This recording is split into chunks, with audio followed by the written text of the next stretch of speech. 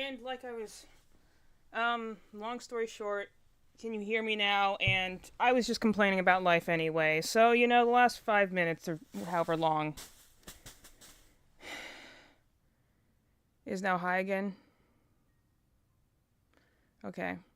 I don't know, I can turn it down a little bit if you want. I have some control over it from my end, but I am just. It's better now? Okay. Anyway, all I was talking about before was the complaining about my lot in life. So, I mean, we probably didn't need the audio of that anyway. It's fine. It's fine, guys. It's fine. Anyway, so one of these days that won't happen. I don't know why. You plug the same thing into the same port, you unplug it once while the computer's in sleep mode, and you put it back in, and it's like, I can't find it. I don't know where it is. I'm like, how are you have like 10,000 times the processing power of my brain, but you can't find where the dang USB port is? It's the only thing that registers as a microphone. But sure, go through a speaker and call that a microphone. Why not? It's because you're far away. It was trying to. Well, I did blame it yesterday because I was testing. Well, the thing is that when I do my Nuzlocke stream, I'm gonna put this on auto battle so I can talk while it's doing something at least. But when I'm doing my Nuzlocke battles, I do it on my other computer because I need to. No, that's not the kind of destruction I want. I want this destruction. Thank you.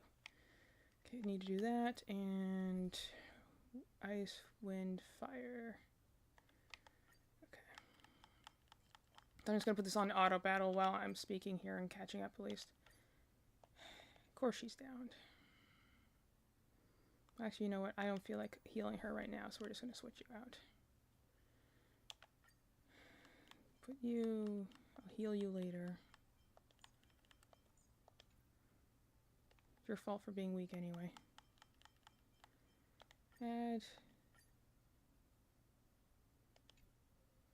why did you not? Okay.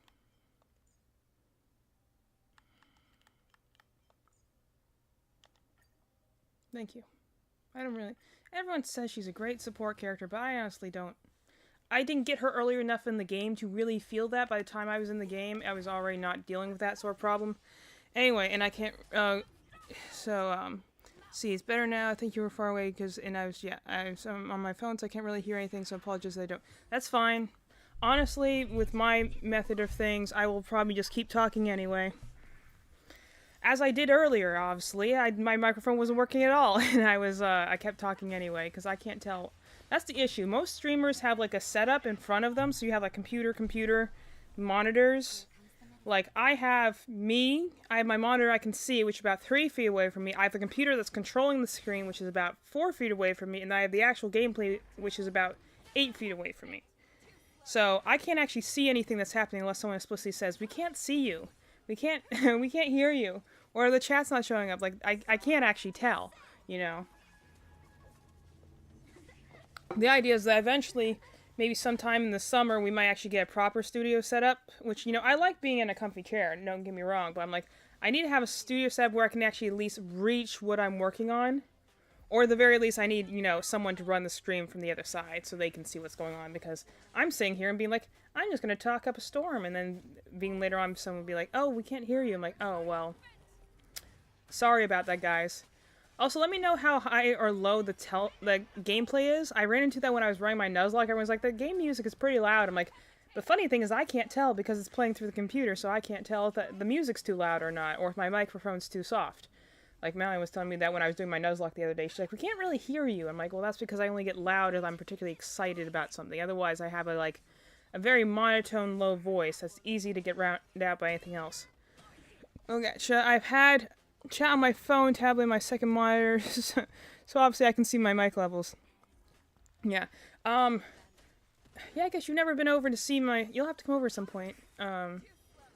Well, also because I appreciate your company, Mercy, but you'll have to come over and see my setup at some point, because we are definitely holding things together with duct tape.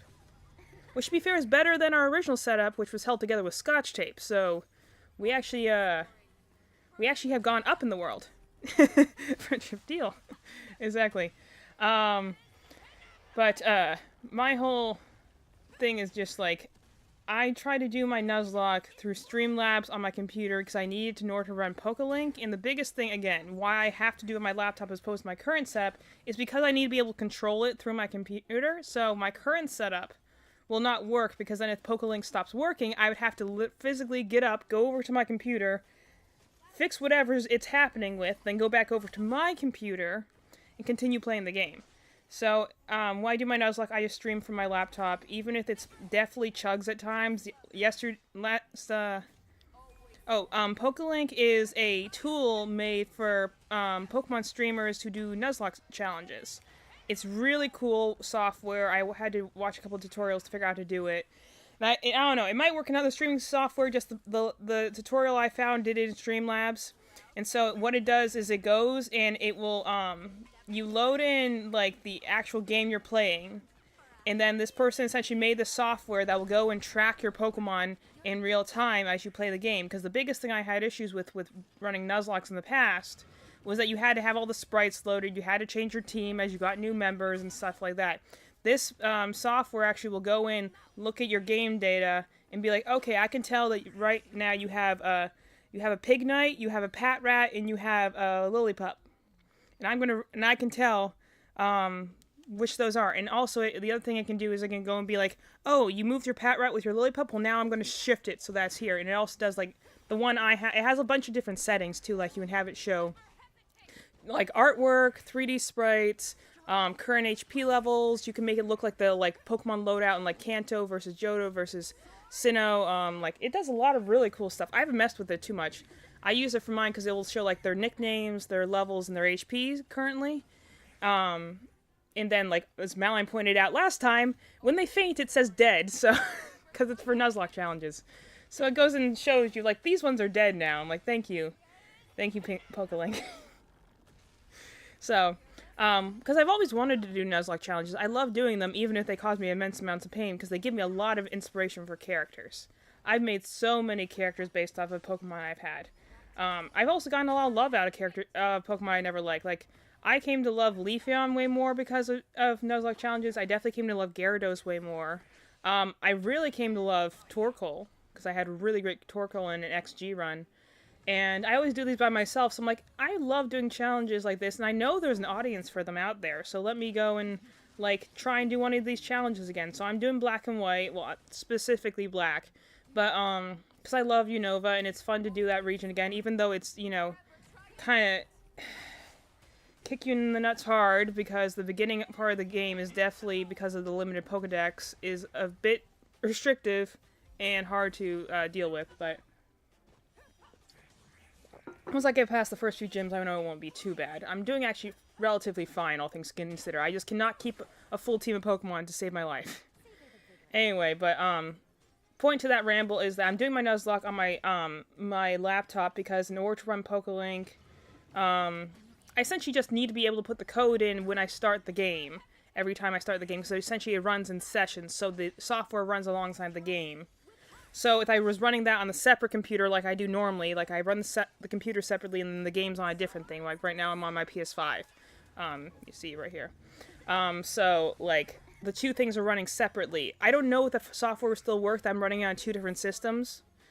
So, I mean it might, but again, I never want to tempt fate with any technology I use, because for some reason that's when everything goes wrong. So, I have to run, PokeLink and my game thing on my computer, which, you know, I could do, and then run it through my streaming laptop, potentially.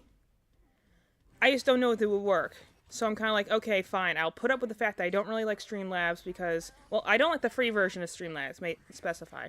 I'm using the free version of Streamlabs. So I don't really care for this free version of Streamlabs. So I'm, like, just not having a whole lot of fun with trying to mess with the settings there in ways that, like, just aren't working for me. But it's also what I have to do in order to get the Nuzlocke to work. And I made a really cute overlay and everything, you know, and I've been making thumbnails to put my run on YouTube. So if anyone's curious, on my YouTube channel, I am actually uploading my Nuzlocke run as videos. I've not edited them, so it's just me kind of ranting for a lot of it, but anyone who's has any curiosity whether I can get angry or not, definitely watch episode 2. there was a lot of rage that day. I was not having a great day anyway, and then like most of my Pokemon died, so it was not a positive. It was not a positive time. Anyway, so that's the reason So in long and the short, that's the reason I had I have sometimes some tech issues because I go between my setup on Streamlabs. No, I already upgraded him. I go between my setting on Streamlabs and my setting on Prism Labs, and so I have a bit of a when I move the only thing I move between the two is my mic, because I got the expensive microphone. I'm going to use it. I'm not going to use my onboarding mic, even if it's probably fine on my laptop. I use my webcam though, because honestly, using the cam from all the way over there is just you looking at me playing on a computer. So I might as well just use my webcam anyway. So like I just switched my microphone between the two of them. And you think that wouldn't be a big deal, but for some reason Streamlabs and Prism are both like, oh no, we have to panic because now we don't know what the camera is, we don't know where the microphone is, we don't know where anything is, and I'm just like, oh gosh. I'm assuming you're saying it's such a hard one for Black and White, yeah? Have you done any Nuzlocke yourself? I've done a couple different games. I did White a long time ago. I just never finished it. So I know it's a hard hurdle to start off with. Man, I got so little out of that. These late game resources are just a lot to farm for. Anyway. Try to butts it on a system because I have... Oh yeah, most of the time I am on Honor System, and I've completed a fair amount of them. I've definitely completed a few monotype locks. Those ones are really fun because then you have to like you really are pulling the essence out of the power of a certain type. So, you know, like, I did a dark type monolock, which was fun. Because then you realize, first of all, it reminds you of some Pokemon that you probably didn't even realize were a different type. Like, you might be, oh, I forgot this one turns into a dark type, but... There are definitely, ones you're like, oh, I've never used this Pokemon before. I wonder how well it's gonna go. I still don't have enough to upgrade him further. That's fine. Anyway. So, yeah, so I've done monolocks, I've done type locks. I suppose I need to heal her anyway. A lot of people speak very highly of this character. She's a 4-star character, so I understand why. But where's the checkpoint?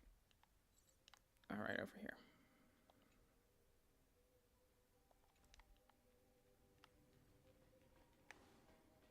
But a lot of people speak very highly of her because she's a good debuffer and she's a 4-star character, so much easier to get. And I'm sure she's great, but the problem was there we go. The problem was at the time I did not have her until late game, so I was past the hump of the game where she's most useful. So that's why I'm like, I'm trying to train her just for the sake of like, okay, extra ice character, because there aren't an abundance of good ice characters. So the reason we're doing this right now is that I'm like, I have some challenge modes to do, which I've not been working on, so I'm going to try and do those while holding oh, I got enough for this one. Nice. Been waiting to get that. Because I realized I didn't have a lot of erudition things. So I'm like, I'm trying to get my people stronger and be like, oh, because I don't have any good weapons for that. Okay, I already took care of that. Oh, that's what that is. And... okay. Did that one. Did that one. So essentially I'm just kind of... and this is the reason I'm working on this is because this is a game mode that's temporary. It's up in a month. So I'm just going to try and get my rank up a little bit more. There we go. And I've just not been working on it, so 5 days. That's fine. I can do that later. I gotta try it after I beat the DQ Dragon Quest 9. Is that what that is? Which one's 9? What's the subtitle for 9?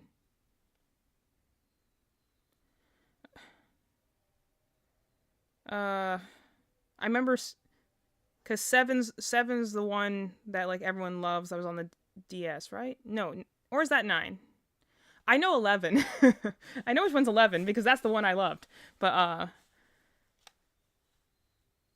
is not 9's the one on the 3DS, right? With like the world builder and stuff. I knew what they all were at some point. Okay, so I haven't done this secondary mode, so I could try and do that one. Yeah, 9. Yeah, I thought most of them were for the DS because it was yes, it's the one where they have like the angel sort of looking thing on the cover art, right? Like that's cool. Yeah, that's what I thought. Um, do I want?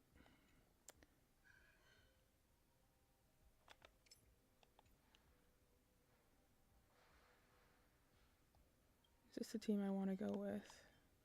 See, the other cool thing about this particular game mode, which I really wish I had unlocked it earlier, but I was so behind my quests, I didn't realize I actually had not done the quest in order to unlock this game mode. And so now I just can't feel kind of stupid, and so now I'm trying to, rush to catch up. The thing I really like about this game mode is that it puts all your characters at the same level.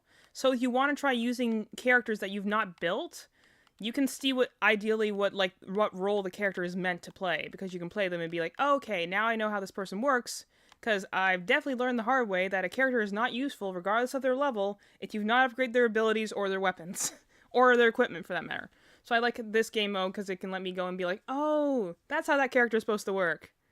And I've just not been doing that because I didn't upgrade them all the way. I definitely ran into that trap pretty early on, so when I do a rate play of this game, hopefully I'll play through this game a lot better.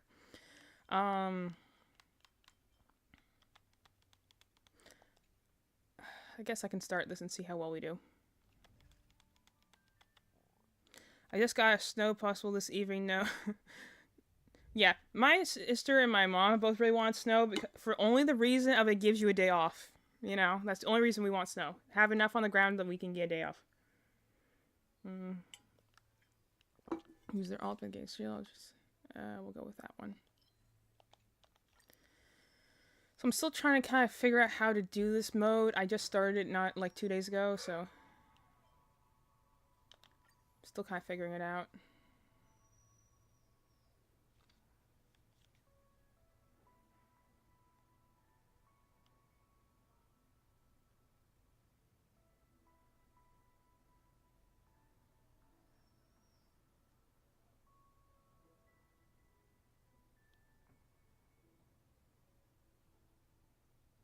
Yeah, that sort of motto sounds like Dr. Ratio, honestly. Okay, cool. So this one's kind of vaguely based off of a game mode called the Simulated Universe, and this one's just kind of a different one with a lot more randomness thrown in. So it's it runs a little bit differently, but I've been doing the Simulated Universe a lot, so I kind of understand how this one works. I have something for you. So I'm just gonna try and do this one and get a couple more like points ready for it. That's the one thing I do that I'm kind of a little bit not like. I want to play through the game again and that's the reason I've not been playing Star Rail a lot on stream, is because I genuinely believe that, like, unlike most gacha games that are kind of just mindless fun. I mean, this can be mindless fun too, but I genuinely love the story and characters of this game. Like, Let's go. honestly, it reminds me of playing Dragon Quest XI or Persona 5, where you're just the characters are just really the reason you play the game. They're all very unique and individual and different, and the stories are asking some kind of deep questions at times. The last world was all about life and death, and it's attached to dreams, and why does people sleep, and it was very deep and very emotional. I loved it. So I told Malin, I'm like, I know you want to watch this because you want to ship the characters and stuff like that, but I don't need any of these. Fine. But I'm like, trust me, you want to wait on this one because this is one of those ones where you don't want to spoil yourself. I honestly because I'm someone who really is into reading stuff and things like that. But I had to go and tell myself, hey, beat the game first, then go look at fan fiction because you don't want to spoil yourself on it. And I'm glad I did. My willpower was burning out by the time I got to the third world, but I'm so glad I didn't give in and look at anything online, that I kept myself spoiler free, because honestly there were so many twists in the third world that I was just by the time you get past the second twist, you're like, okay, there's no way you can pull something out of your hat that I can't see coming, and then they do it again, you're like, I don't know how you keep doing that. They just know really well how to craft a story, but the best thing about the third world is it's very much like a heist. Like, when you look back on it after you have the answer, like, you can see how everything led up to that moment, and you're like, wow, how didn't I notice that to begin with? It does remind me a lot of a good heist.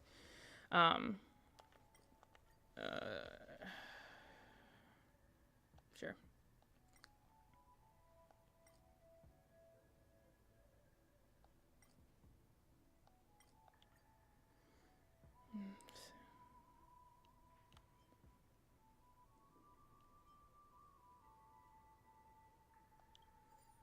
After ending battle, character currently with the highest type will become parasitized. Wow. Increase by fight, lose HP to 20 start of a return. Oh, that's kind of annoying, but that's fine.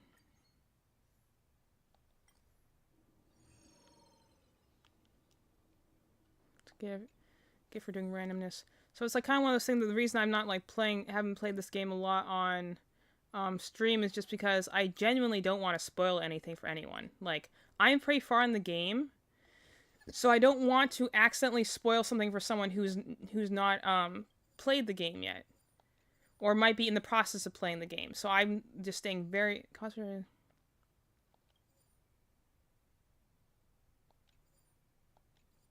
This is going to be just a gypped run because I'm running into like everything that's not useful. I'm getting a bunch of like things that are like not helpful. That's randomness though, I guess. That is the reason we play the gacha game, isn't it? For the randomness of it. But I genuinely don't want to like spoil anything for anyone because I really genuinely love the story of this game. So that's why when I play this on stream, I'll be starting a new account. I'll be starting from the very beginning. I'm also doing the same thing with Genshin. I just haven't started streaming it yet because I'm waiting till I get to the point where my main account is. And I'll be playing my main account. But, I'm waiting until, like, my physical edition of the game comes in. Because it'll be a good time to, like, start off again. And so, I just didn't get the unlucky option for once there. That's nice.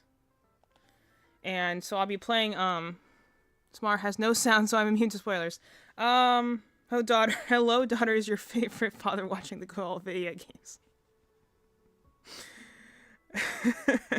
I hacked Dad's account. Let's go. Thank you, Dad. I'm glad you like these video games. No, I'm not at a point in the game where I can give you spoilers. Don't worry. I'm playing a challenge mode. But don't worry about that.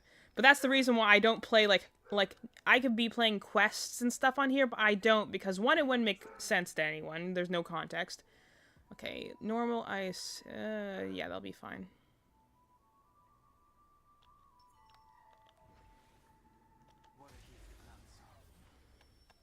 I'm gonna have to put a shield on you immediately, because I got that stupid parasite thing.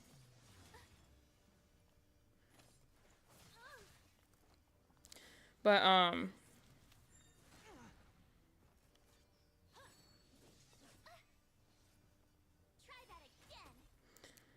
okay, let's see. We want to do that one.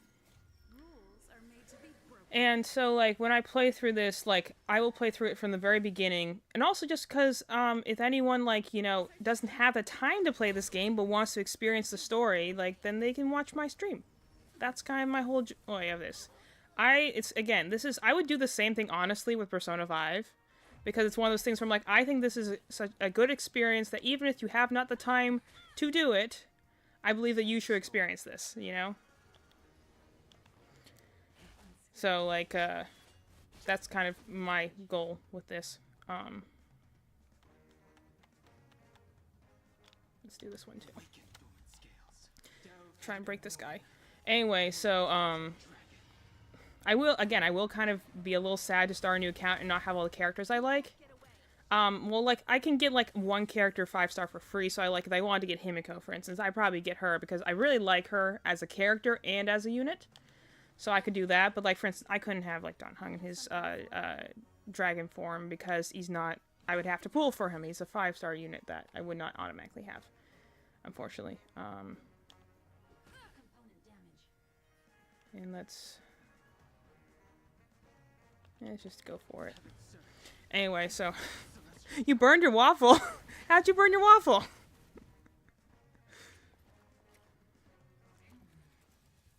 I was wondering if I could smell something burning. And I thought that was just my head. Hype myself up so much in chat. If you don't hype yourself up, then who will, you know? Hey, leave him alone. With me out here, how can we lose? March is honestly a really good character considering that she's free. Because she does shielding and debuffing. And debuffing is so useful in the later game. Like, having a debuffer is really very important. Because there's some pretty nasty statuses later on. And even just having, like, in this case, like a shielder for this particular dude is like... I just healed that, thank you very much. Whatever. You can't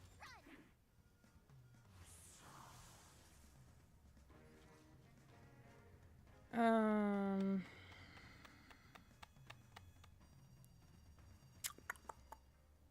I really need my Trailblazer right now using her ultimate, but that's fine. I can heal her on March's turn, I guess.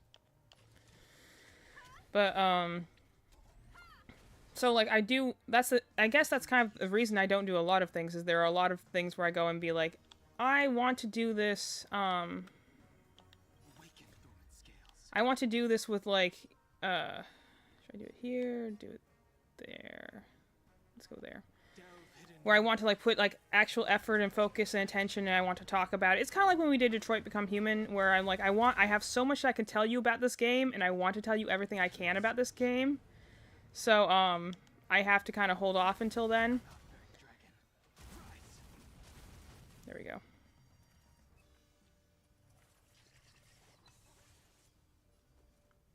Let's get this off of you so we can get your ultimate going. Also another funny thing when I did this, I did not realize you can do ultimates anytime. You don't have to do them in the turn order.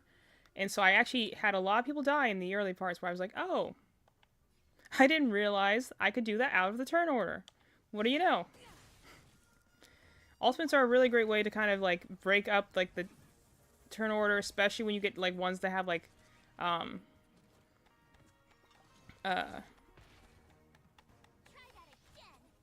of the things that require you to, like, stop an enemy's action or something like that. Like, you know, doing it with, like, let's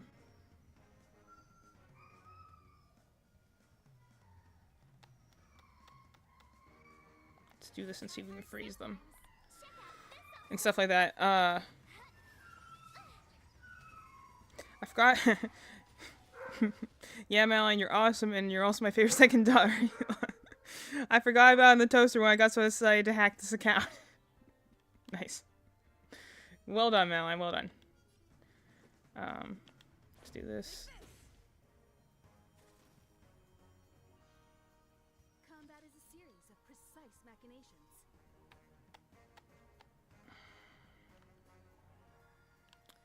Can't really do a lot here. Guess we can do this just for the sake of it. Start building it up again. Its desire to control the heavens. And I'm no exception. The funny thing is, the last few times I ran this run, I actually was doing really great. So the fact that I'm kind of limping into this run and being like, I have a couple of things that are not making this very easy right now, but I'm gonna do my best. I was like, I was fine last time. I can do it with a decent shield there. I'll be fine. And I'm like, actually, I shouldn't have done that. I do at least have enough to break this guy so I can get his attack to stop. Okay, that'll be helpful. Yeah, when I do my free account, I'm probably just going to get Himiko because she's honestly really awesome.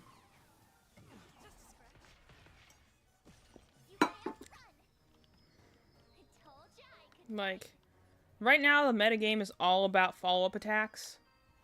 Like, because you can get some really ridiculous combos when you do follow-up attacks. I was doing that the other day when I was using a team that was all based on follow-up attacks. Okay, so I didn't get the 10,000, but that's fine.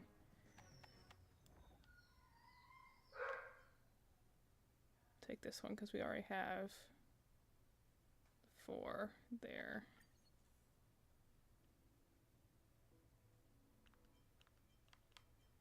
And this is the only one that actually leads into that. Okay, let's go with physical or fire because we got those on our things right now. Alright.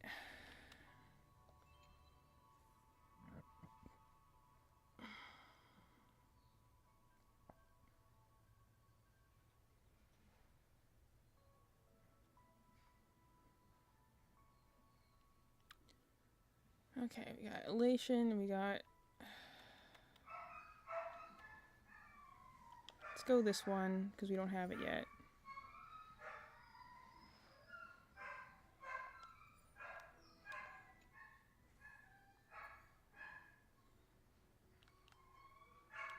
Let's go this one, because we need more of that. Let's talk to the cat cakes.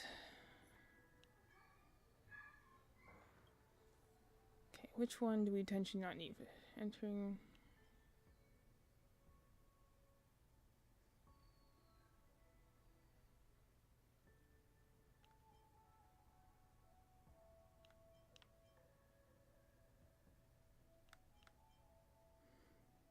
I can claim it will not be knocked down.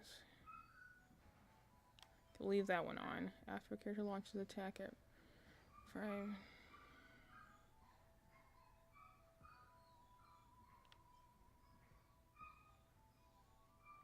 Can use brain bet.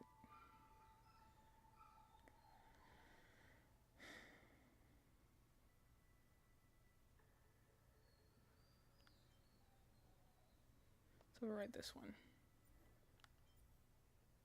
Okay, that works. Get another equation activated, that's good. Okay, and that's all we're gonna do for now with that. I don't have a lot of blessings at the moment.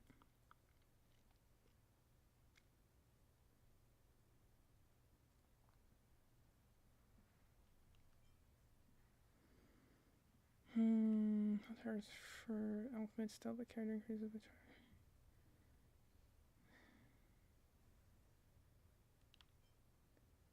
Let's enhance this one, I guess. And enhance that one.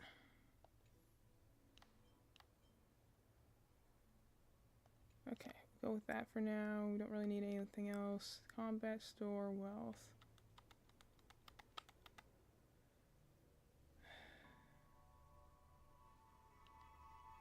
Just go wealth.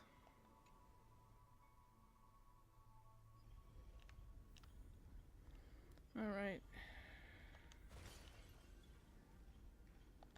Need this. We're gonna do a little gambling. Cause what's a gacha game without a little gambling? Anyway, so whole thing I essentially am kind of like going for here. Obtain the curious. Okay.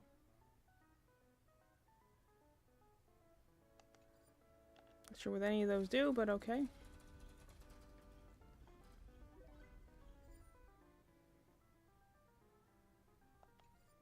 Okay, let's do it one more time.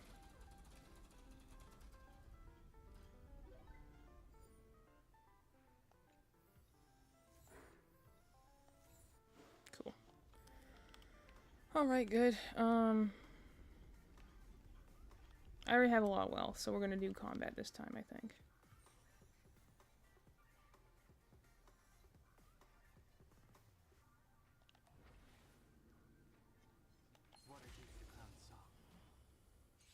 You went to call the dogs, now you're back? That's good.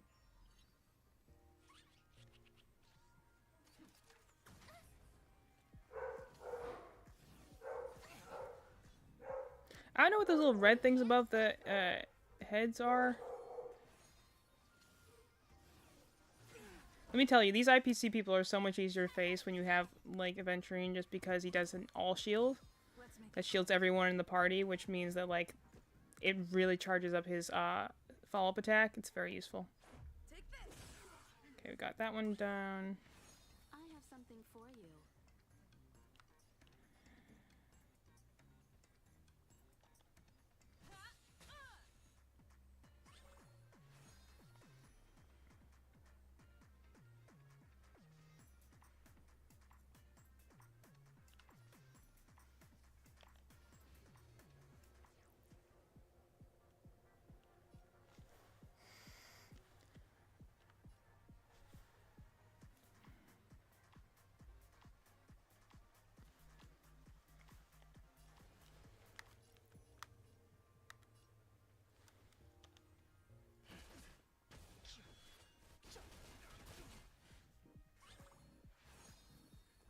Okay, let's do that.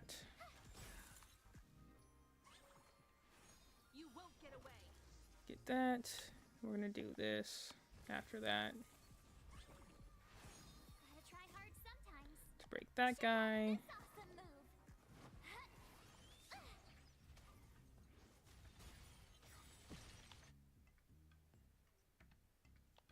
We're gonna do that. Awaken dormant scales. Delve hidden moon. World cleansing dragon.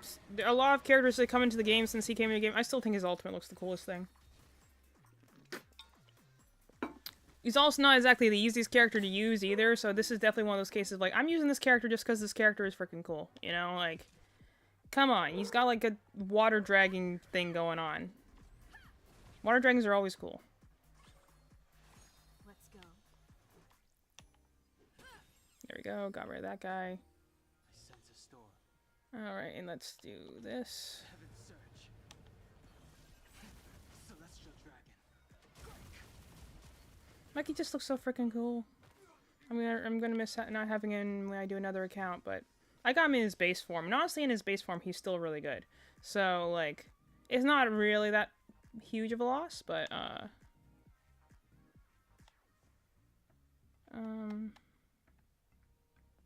let's go regular attacks right now. Because I wanna go in, always. Yeah, you know what I'm talking about. Genshin and Star Rail, the one thing they do have in common, they know how to make a good water dragon, I'll tell them that much. Although, bonus points to Dan Heng, honestly, though, because he at least looks like a dragon. That's the only thing that I will begrudge Neuvillette for. They never show you him in his dragon form. At least with Dan Heng, they, like, actually show you a dragon. Like, his attacks are literally a water dragon attacking people. Like, you gotta admit, I much prefer it when they actually show you the dragon. Because, and I'm actually fine with guys, personally, but, like, too often, especially in games like Fire Emblem lately, you'll have it where they'll be like, oh, this is a dragon, but it's, like, a small child, and it's usually a small female child, and you're just kind of like, okay, now I feel like you're just giving me an excuse to be okay with, dating a 12-year-old. Like, when you're using a dragon, like, as a, like, ancient creature that has power and, like, experience far beyond anything you can possibly understand, then dragons are cool. However, when you're using it to be like, oh, well, this girl looks like 6, but she's actually hundreds of years old, so it's okay if you want to ship yourself with her. I'm like, no, that's it's honestly just a little creepy and concerning. Try hard sometimes. Then drags are not as cool. Yeah, I also dislike that trope. It wasn't too bad in the beginning. Like, you know, the trope in Fire Emblem started with, like, Tiki, and actually it wasn't bad in that one because, again, she was, for her race, actually young. So she was treated as a child. That way it was fine. But, yeah, the later ones where they're, like, the one I think about is, like, Naui, for instance, in Awakening. And I don't dislike Naui, to be clear. I think she's actually entirely tolerable as a character. But, the thing that bothers me most about her is that, like, the fact that, you know, if you try and marry her with anyone, her thing is like, oh, don't worry, I'm actually not a kid, I'm actually thousands of years old. I'm like, but you look like you're 12. You don't even have the mature body of a woman yet. Like, this concerns me deeply. I'm made very uncomfortable by shipping you with someone. Unless they are also a child. You know, it's... I hate these counter trotters. They're a pain in the butt.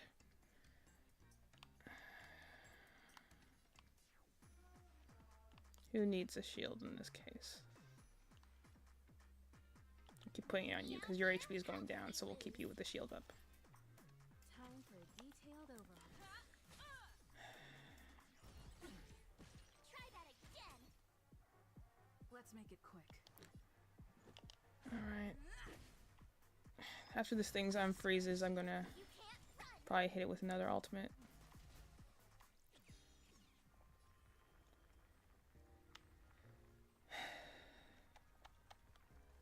Do I want to... Should I hold up on the Trailblazer's ultimate for now? It'll probably charge back up fast enough. That's the other thing I like, that there's kind of like a strategies to sometimes to when you use your ultimate, because sometimes it might be better to hold it off if you have another game mode incoming. Like, I'm right now, I know I have one more battle after this, so do I want to hold off on that character's ultimate for right now with the knowledge that they're probably going to need it again later? That's a consideration to have, you know?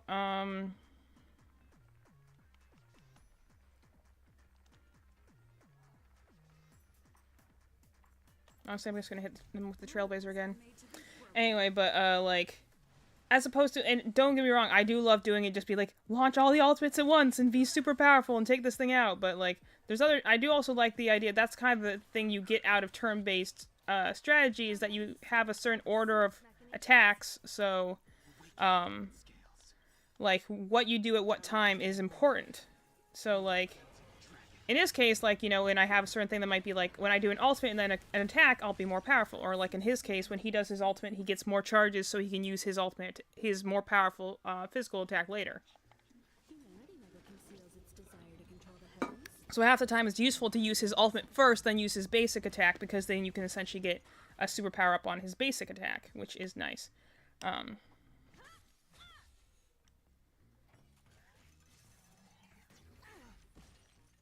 I don't know, like, these TV guys are annoying. It's all heck. Let's go. Okay, we're just gonna go with the basic attack for you. Sense a storm. Heaven surge. Cloudbearing dragon. Right. Good, that broke his shield. That's what I needed it to do. Get you. I have something for you. And we're actually just gonna keep hitting you because you two, yeah, that's what we want. It's one thing that can be harder with auto battle when using, like, facing these enemies, because the auto of the computer player will not realize, like, oh, while they're in that state, they actually don't do damage. So we'll just hit them randomly. And then you'll be like, well, that didn't help me very much. Alright. But yeah.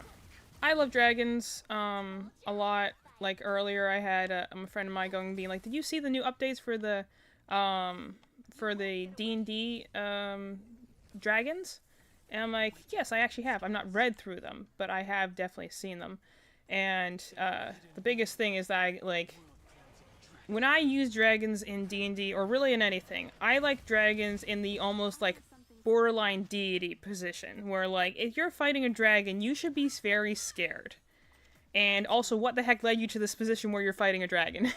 Like, you know, what sort of fool are you to be in this position in the first place?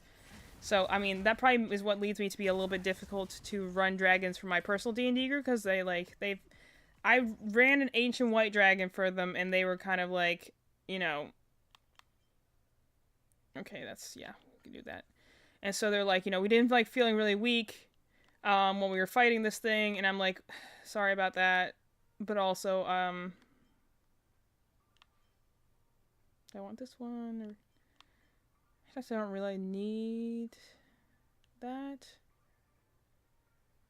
It's probably more useful since I don't have an all shielder right now. Let's go with that one, and let's go with this one. And get that equation up nice.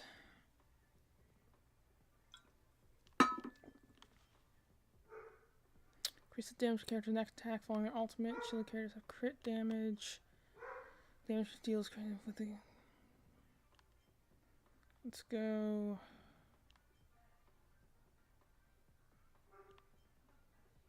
Let's go this one. Anyway, but like, when I go and, like, do dragons for, anything, I'm probably not the best person to be doing it, just because of the fact that my, like, instinct is always to be like, you know, if you're fighting a dragon, you did something really wrong, regardless of whether it's a good or a bad dragon sort of thing. Like, you probably made some choices that were not the best, that you are in that position. Adventure combat. I haven't done adventure yet. Let's try adventure. I'm never typically good at these ones, but I'm gonna try. Okay. Okay.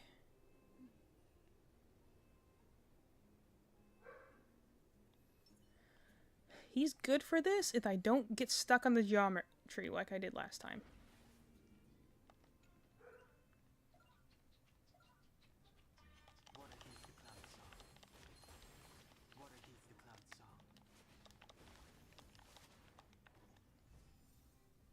How did I still... Every time I do that, and they're like, you can't get 2,000 points. I'm like, what else am I supposed to do? I hit like 6 of them. This could serve you well. That's why I don't choose the adventure one, because I'm like, I don't know what exactly I'm doing wrong in that case. Like...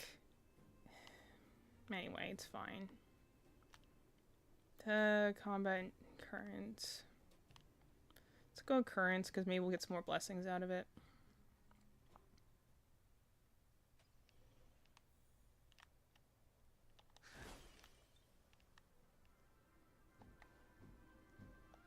Okay, let's see what we got here. You have no reason. Smile, blah blah. Colors history to you. Hanging curios, random blessing. Let's get. I'd rather get some blessings, because we need more blessings for those equations. Let's do this one. That looks like Rame in the background.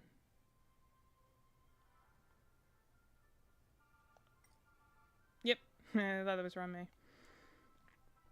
I like the fact that she's definitely one of those characters that is like, you know, a lot of people like from appearances and like personality, but is also one of those characters that you're like, yeah, she's a borderline like war criminal, but then again, most of the people in the GN Society are. She's making like, you know, her thing is creating new life, so.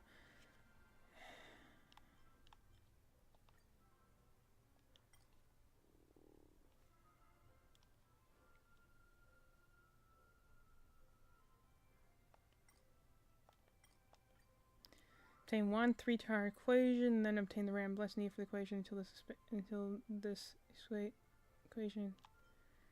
And obtain random blessing needed to activate the equations currently in possession until all possessed equations.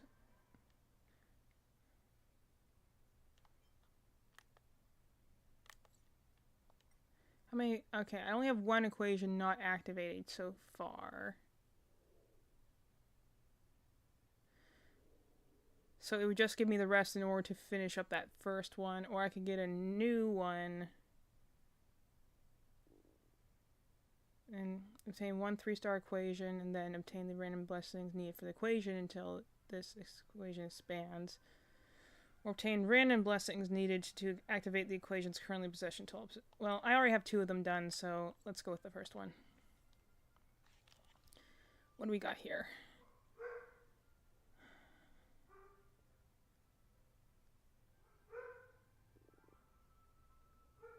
Let's go with this one, because that'll give me more nihility. And I need that for my other equation anyway.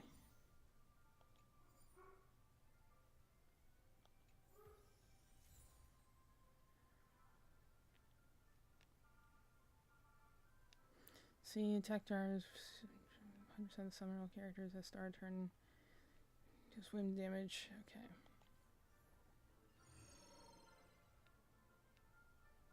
Okay, and that's good because that means we only need 3 more nihility in order to get that equation running. It's definitely a different way of doing it than the Simulator Universe for sure. Simulator Universe is a little bit more simple. This one has a lot more element of randomness too.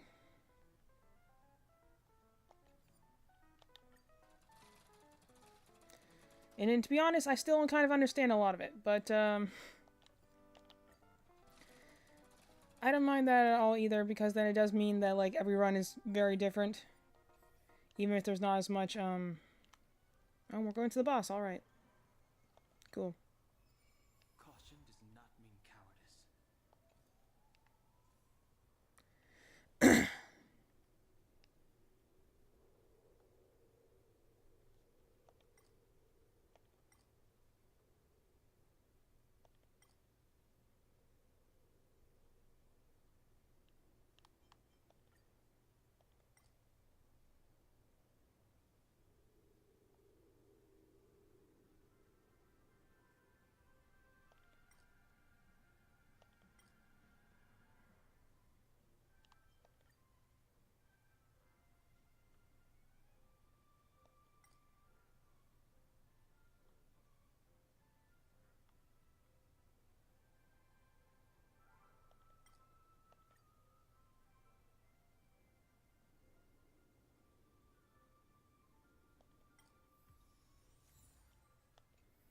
Oh, that was random.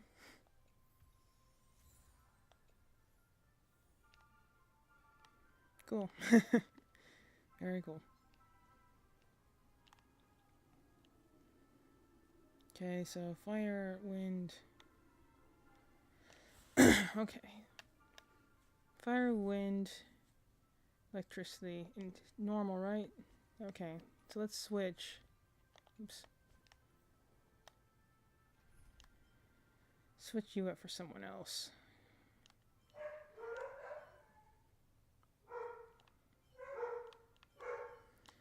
So the electric we need, or potentially wind.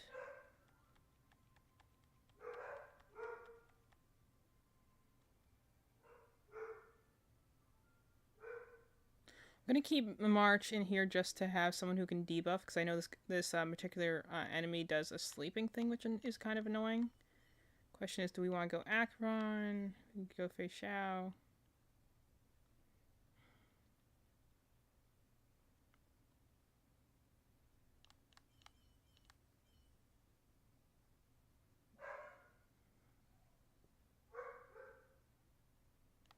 So that'll be Erudition. Reservation, we already have one destruction.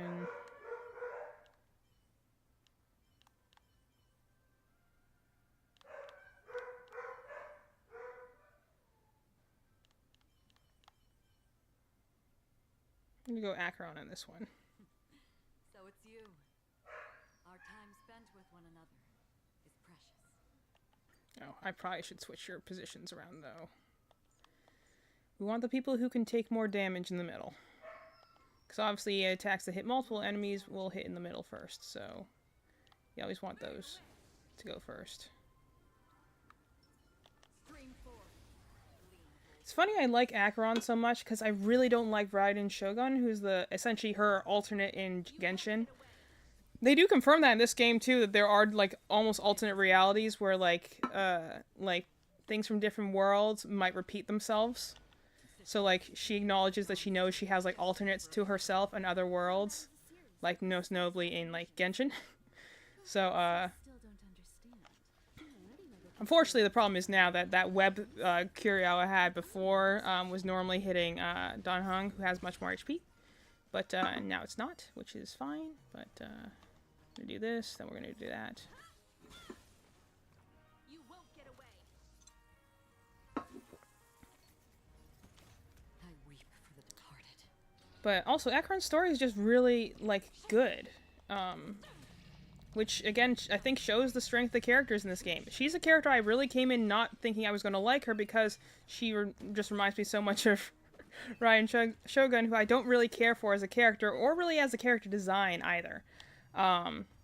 So I was actually kind of surprised in that regards. I weep for the departed. Like, it's always a nice thing to go in thinking you're not going to like a character, or you're going to think they're bland. And then you go through and you're like, actually, this character had a lot of interesting things that they were doing. And the more bigger thing was actually not even that. It was just the fact that, like, it wasn't just her being good. It's like, she really did a whole lot to contribute to the other characters of the story. Which is the thing that I like most about her, is that, like, it wasn't just her story was good. Her story bounced off really well off of some other characters who were in that particular part of the story. Like, it's... I still don't know what that little thing up in the top corner is. I think that's the... Okay. You're gonna hit my debuffer with your attack like that? That's really just rude. Still don't understand. Humanity never conceived. You bring the debuffer along, and of course the enemy always targets your debuffer first. Like the one person I actually needed to hit, but that's fine. It's okay. Are made to be broken. It's also going to be an interesting thing. When I do my second account, I'm going to be playing with the male Trailblazer instead. And that's going to be an interesting thing to do because, like, I'm so used to the female at this point that it's going to be kind of like just a different experience to go and be like, oh, I wonder how these scenes will read now when they're done with they're done with the male instead of the female. Which, to be fair, I actually did legitimately consider being the male Trailblazer because I really like how he looks. the only reason I actually decided to go female over male with yeah, I'll go single with when I originally started this game was because at that point I had started as the male traveler in Genshin. So I was kind of like, well, I'm playing as the male in Genshin. Let me play as the female in Star Rail, so at least they can be different. And so, I actually really like the female's voice actor in this one because it does a lot to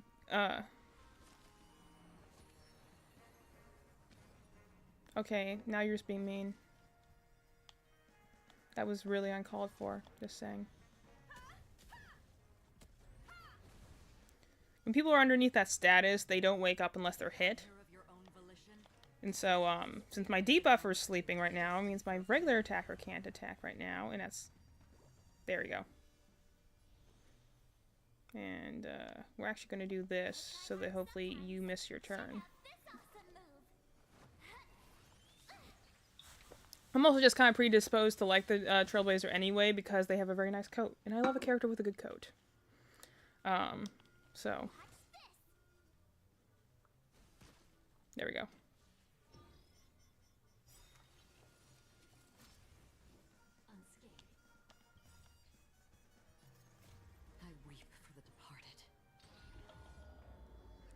Dogs are just crazy down here, yo. You can barely hear anything. It's okay. The fact that you're tuning in at all is enough for me. Let's see, they're weak to... normal, of course, which I can't get until my Trailblazer wakes up. But I'm like, I love anyone in a good coat. Or like a long, anything. Okay, can someone hit the Trailblazer so they wake up? I mean, to be fair, once I get back to March's turn, I can wake her up, but it's just annoying.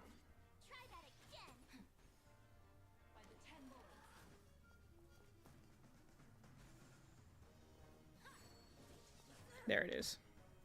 We're gonna do this one, then that one. You can't run. Rules are made to be broken.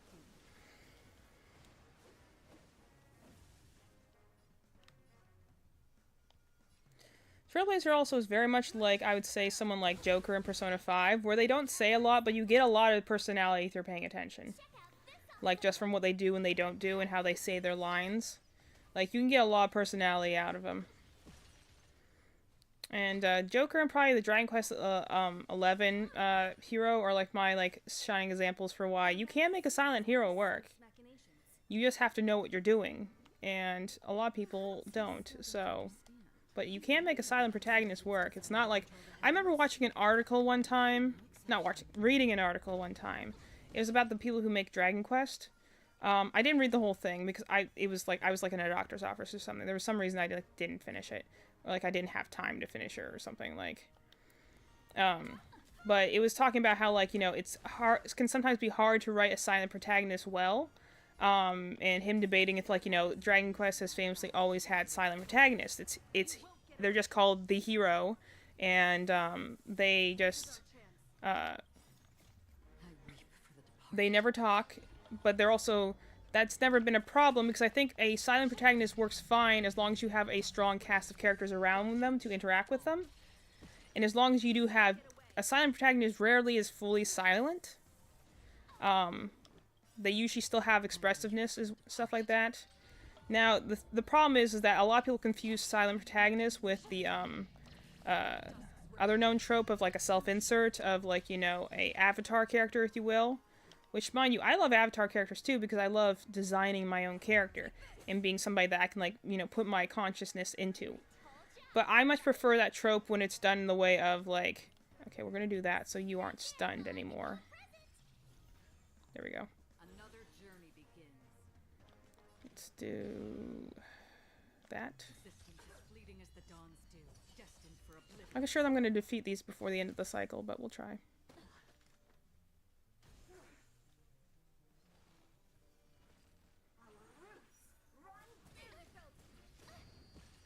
Why do you always attack like the people I don't have a shield on? You can't run. Time for a detailed overhaul. Okay, let's go for you first. Let's make it quick. Do that. Component damage. I don't know if we're gonna get a 3-star on the conversion rate here, but we got 2, and that honestly is fine. Try that again. Subdue.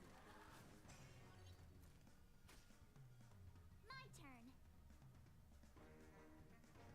Why is it always the time like I run out of skill points is always when like something will immediately get a status effect, and I'll be like, I really need March to be able to use her shield at the moment, but sure, fine. Not like I needed that anyway. Gotta try hard sometimes. And do this to hopefully get the other person stunned. Also, you like March's outfit? That's actually not her normal outfit. She just got it for the 2nd anniversary. Makes her look like a little ice princess. March is also another fascinating character because, again, this is a character that I argue has a more annoying voice than Paimon, but because she's well written, it doesn't bother me as much. How did it stun like literally everyone in my team? That's just rude, honestly. But since March isn't like works because she does actually have good dialogue. Rude. So she does actually work as a character, and also she's not talking in every single conversation. She is a character that is part of your crew, so she is in most conversations, but she's not always talking, and more importantly, she's not your only companion. She's one of a cast of 4 that are typically with you, and that's not even counting the characters that are exclusive to every location. Because I argue that her voice is arguably is more annoying than Paimon's voice is, but the biggest things that make it not bad are let's see, all the still cares, charged. Let's go with that one. Watch this fall attack enemies. That'd be useful.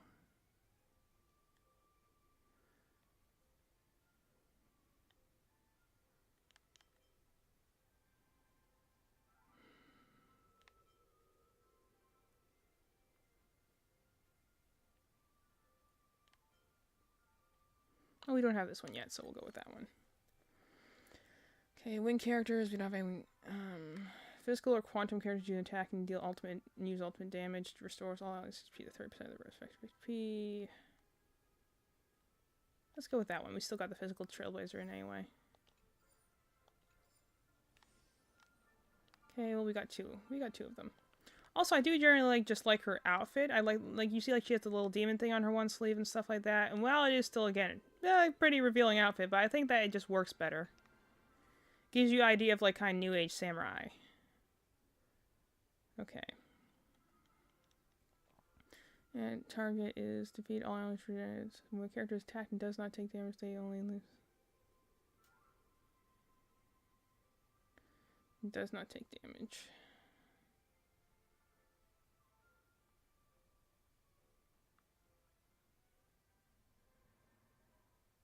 Let's go with this one.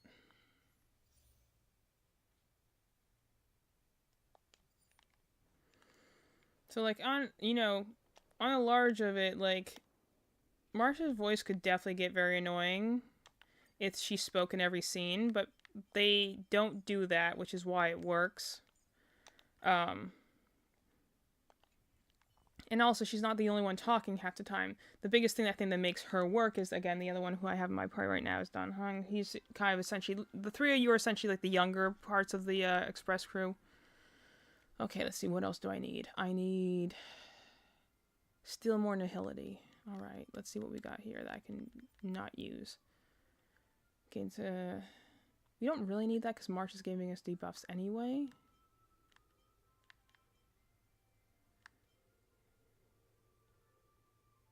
Go with that one. Next tab we send 5. Using heals himself, increases their effect right away to start. I don't think we have anything that uses destruction. So yeah, we can probably get rid of that. We have anything with Nihility.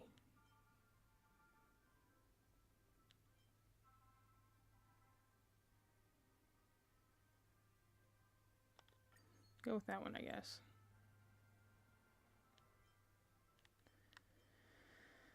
Use a character seems to use it. It's fine. That's fine. It's fine. And we'll leave the rest of them for now. We can worry about overriding them in the next area if we really need to.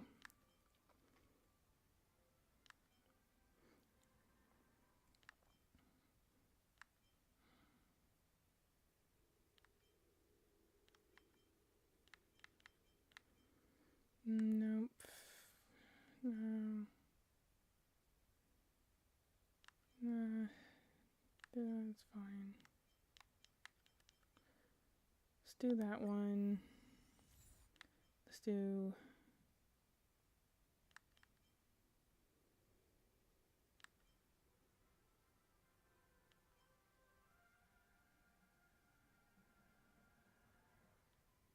Just go with that one. Leave those. That's fine. And let's... I got a lot of points right now, so let's go to the store.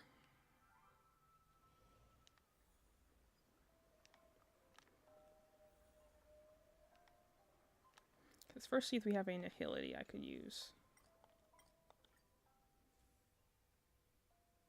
Okay, so we're going to buy that one. What else we got here? Okay, let's see what curios we have.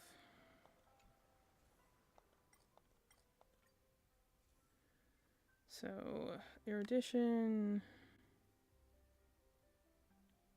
I'll take that one. Or attack by random character following the path of razors. See one's pack of amber walls of 30 stacks. When use this ultimate consumes amber stacks each time to check. Yeah, that's cool.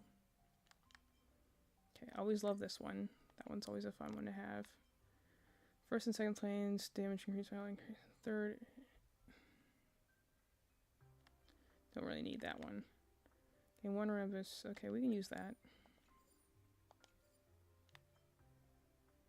And don't really need that, honestly.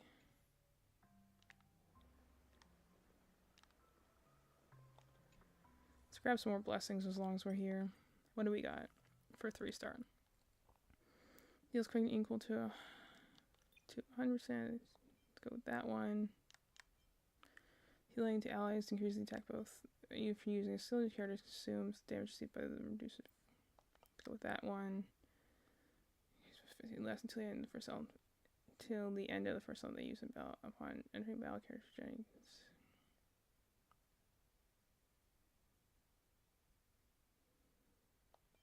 Let's go with that one.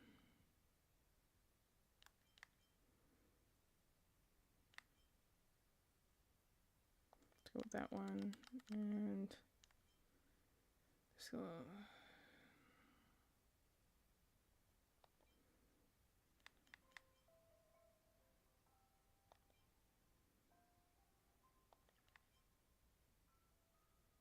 loses or heals 20% each, same one, stacks with 8.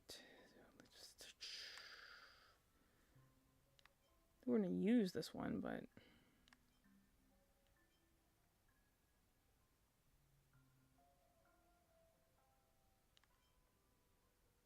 let's go with that one.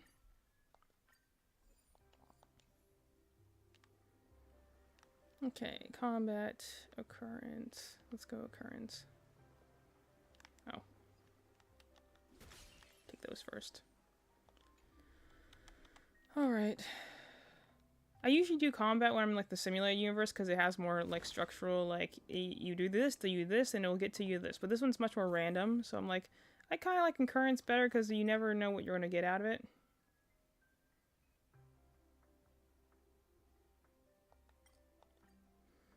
Invest in your trust. Sure, why not?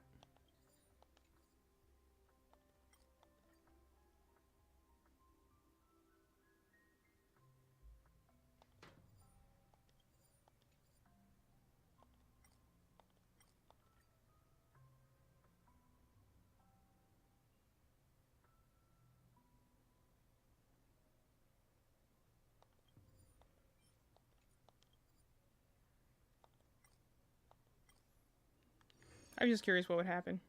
You never know.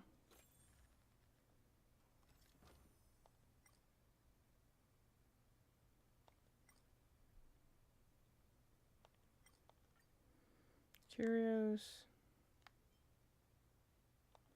Sure.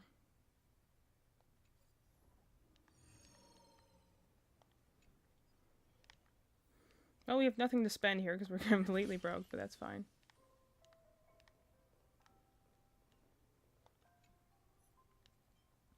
We do get one overwrite for free, so let's see what we got here.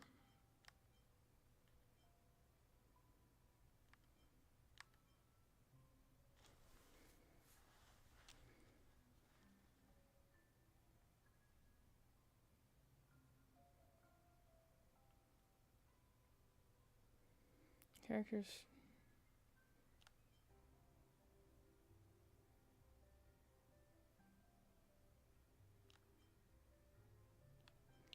We really need that one. We only need 7 in order to keep that blessing open, so I'm gonna redo that one because we can get it better. Nice.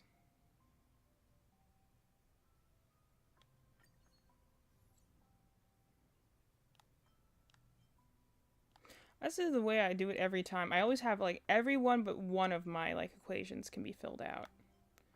And you know, like I'll have like no matter how many like blessings I have, I'll always have like I can get all of them but one. Every time.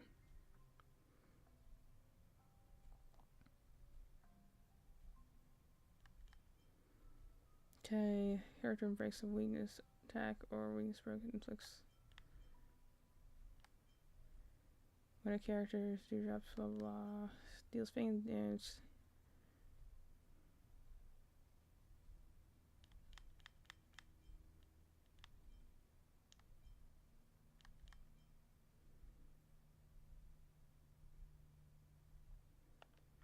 Let's do that one, and we'll do.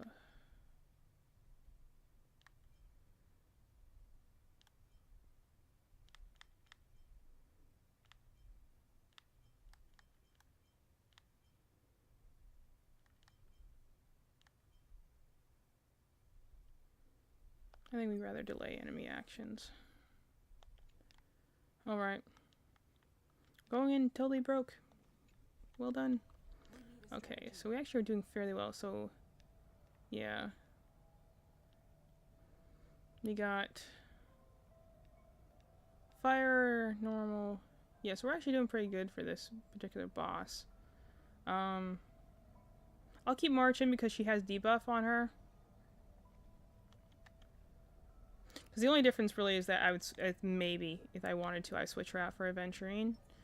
But honestly, it kind of goes either way. You're like, on one hand, if you use him, then he can prevent you from getting the debuff in the first place. But on the other hand, he doesn't directly debuff things when he puts his shield up. I mean, it is useful to have that shield, but, you know. I'm like, honestly, I think we'll go with the one who can, like, get rid of debuffs first.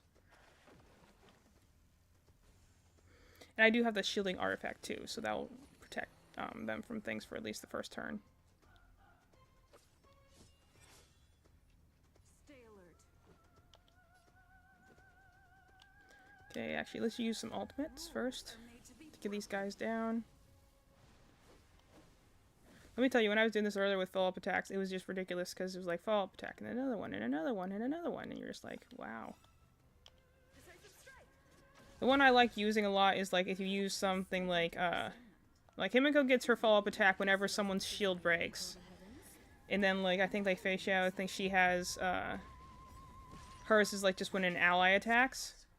And then like the one that and then like Aventurine's follow-up attack happens whenever he gets enough, like whenever his shield's been hit enough times, or like if he gets like, you know, depending on how many points he can get from his ultimate. Do that. Time for a detailed overhaul. We're gonna do that, then we're gonna do that. Come one, come all. You won't get away. Gonna do that one, we'll break the one in the middle. Perhaps you still don't We're gonna do that to break the one on the end. Also done with the sticker. Oh, good job. Neopet's sweater has shipped. Let's go. Madeline, the other thing, Madeline's like, she's not been on streams, but that's because she's been so busy being a businesswoman. She's making these really cute, like, has-been stickers that I absolutely just love the looks of. They're adorable, and I'm like, if you had those as stickers, people would love them. You can't run. Because she's made some really cute, like, stickers, for the has-been characters that I'm just like, you gotta print and sell those because people are gonna love them. Sense a storm. Heaven So surge. we'll do that. Celestial dragon. Nice. Gonna do this one. Rules are made to be broken. So I guess the year edition path, which I haven't unlocked in the simulated universe, like helps you charge up your specials very fast, I guess. And then we're gonna do that one again just for good measure. Delve hidden moon. Also, because Dunhong's ability makes it so that the more often he hits in a turn, the higher his attack and crit rate goes. So actually getting his ultimate repeatedly, or getting let's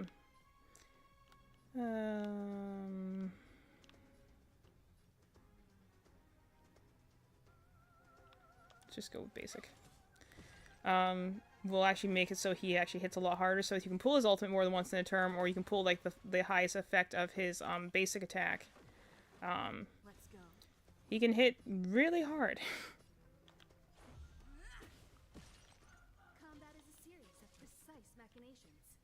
Do this one so we can break this guy's weakness. Which means I'll get follow up on that guy. Do more damage to those two. Which is nice.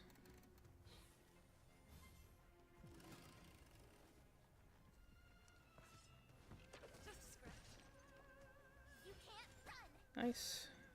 Times have changed beyond recognition. We got just enough to do another blast. Cloud-bearing dragon. Rise. My turn. Okay, let's do that in order to hopefully slow his action down. This awesome move. Also, I love the kind of like these are all like boss fights throughout the game, obviously. So I like that this one's boss fight. You can kind of hear the music in the background is very operatic because oh yeah, she's both Target Socks and Mad Evil Dad because it's not actually my dad. He's not here right now. She has found a way to hack his account. But yeah, she's been doing some pretty awesome like has-been stickers lately that definitely are going to be very cool when they're printed because I looked at the artwork and I just sometimes I go and look at the things my sister's making on Photoshop or Clip Studio or whatever and I'm just like that is so freaking cool. Like it has shading and like depth and she's all in touch with the memes and like she is the one who really could like I'm supplying my stuff because you know I do art and stuff like that. But, like, Madeline's really the businesswoman of the two. Like, she maintains our shop. She's doing, like, social media. Like, and not to mention, she's also making her own products with these really cute art things. And I'm just, like, I'm just so amazed half the time of this just stuff that she can do. I'm like, you don't even really need me. I'll just give you my crochet stuff and, you know, you can go sell it. But, like, you know, Let's make it the stuff that she makes is just really so impressive. still don't understand. That I'm just like, wow. I am so proud of you. Like, she just makes some really cool stuff, and I'm just amazed by it sometimes. So, let me gush over my sister for a moment.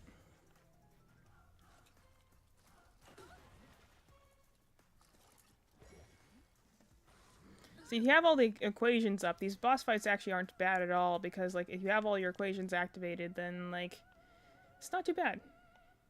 Single target. Yeah, I can't do more than a single target, so we're just gonna do a basic attack.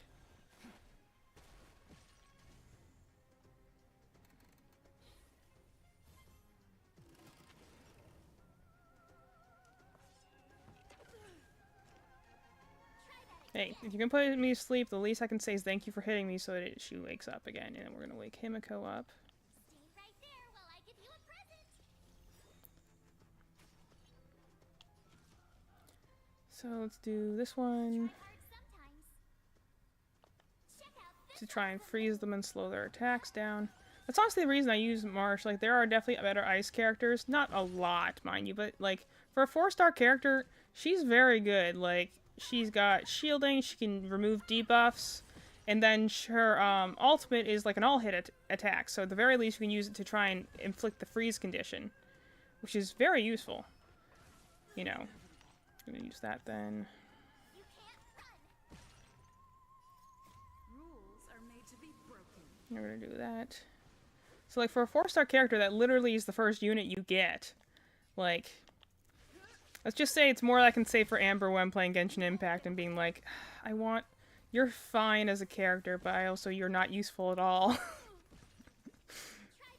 Like, you know, I think that a lot. This is our chance.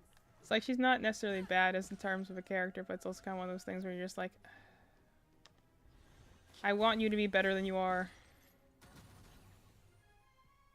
You won't get away. Do that. Do that. I have something We're gonna do this. Weaken dormant scales. Delve hidden moon.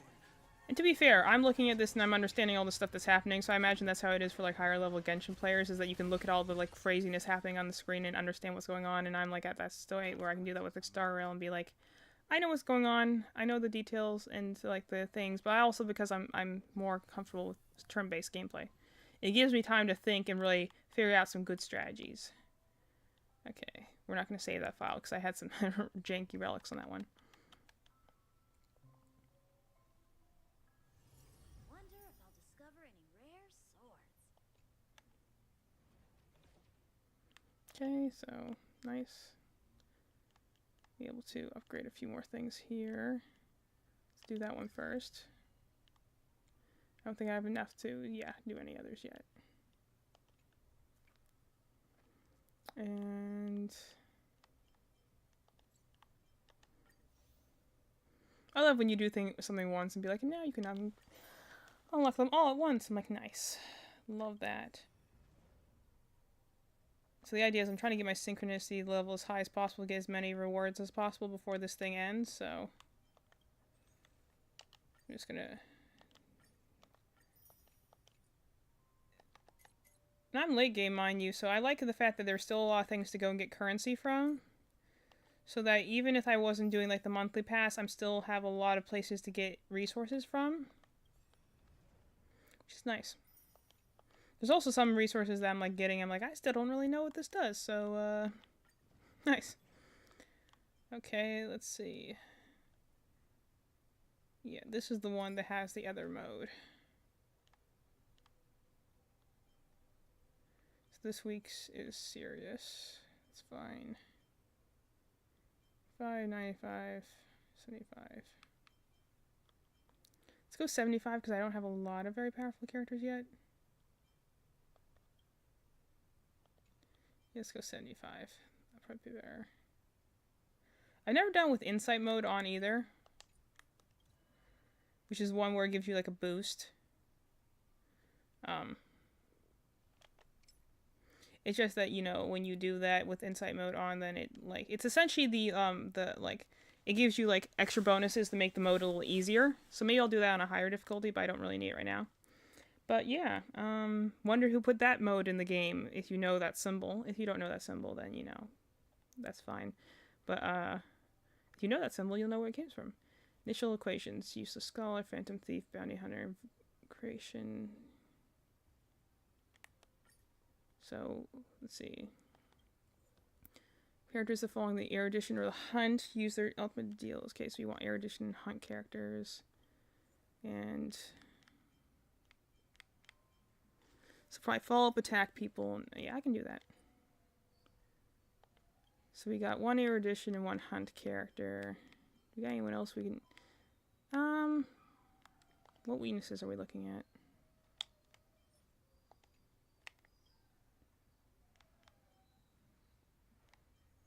Ice, fire, normal. I'm going to put Dr. Ratio in because he's also a hunt. So that means we got 2 hunts, 1 erudition, and 1 preservation. And these two just generally work together pretty well. Not that I ship them or anything, of course not. That's this reading way too much into it. But they also just work together because their abilities kind of buff off each other. Because you can do a debuff, you can do a debuff. I don't know if you can, but as long as I can get 2 characters that can do debuff, that'll give him his follow-up attack. So let's go with that for now.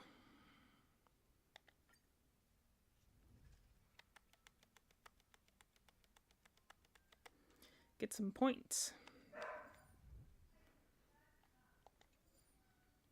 Yeah, it's fine. Okay.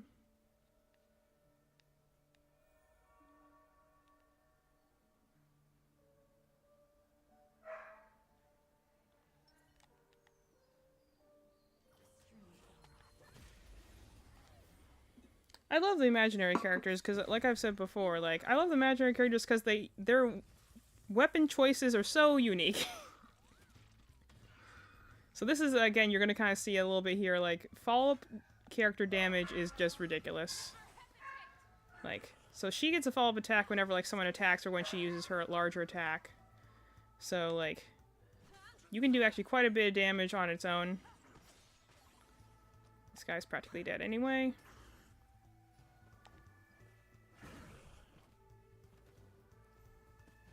Get to these guys. I'll give you 5 seconds. I have to do her character quest because she's really cool and I want to know more about her, but I don't yet. So.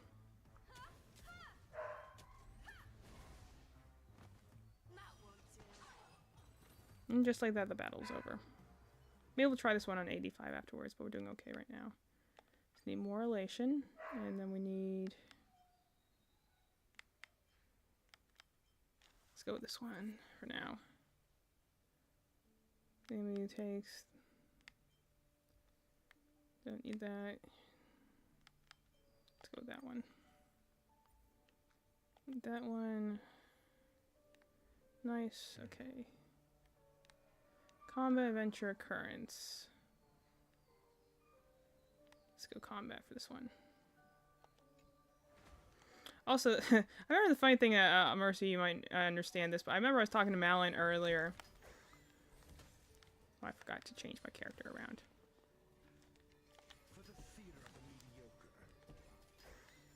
Sorry, just trying to change. I want you. Nope, alright.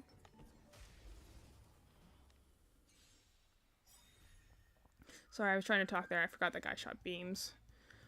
Mercy probably knows, like, we were going, like, through and trying to, like, we're, like, looking at the character designs and stuff like that, and I was just looking at, like, one of the shots that have, like, Dr. Ratio in it.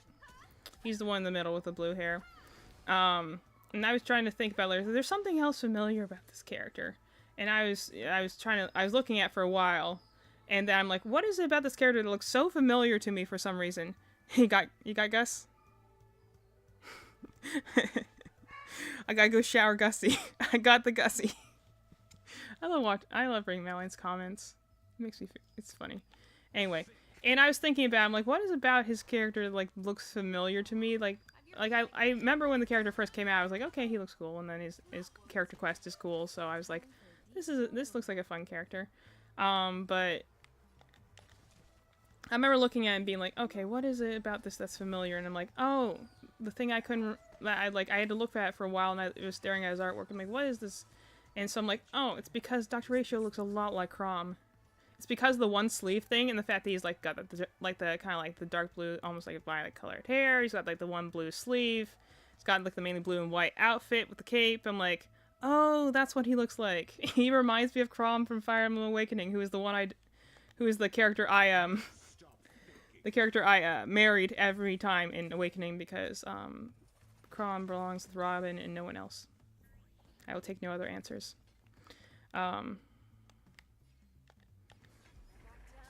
But I remember I don't know why it was one of those revelation things that I was just like, I did not notice until like I stopped and stared at it for a while.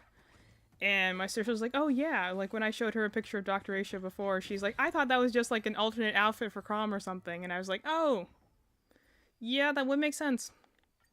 It's just, again, I only find these things funny because there's certain things that, like, I will go and look at and be like, okay, I'm Like, I'll stare at it for a while and be like, why does this look weird to me? And then Matt will be like, it's this. I'm like, oh, yeah, you're right. Now that you mention it, that is exactly why I feel that way. Thank you for clearing this up.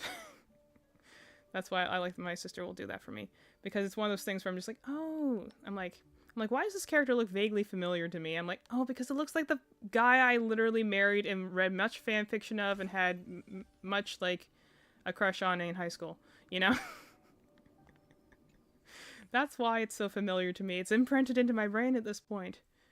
Because that was definitely Awakening was a time in high school, a magical time back when, you know, I thought my favorite series...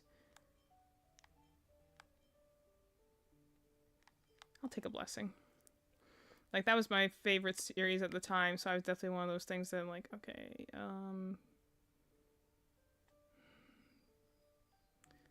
her skill point... Yeah, let's go with that one for now.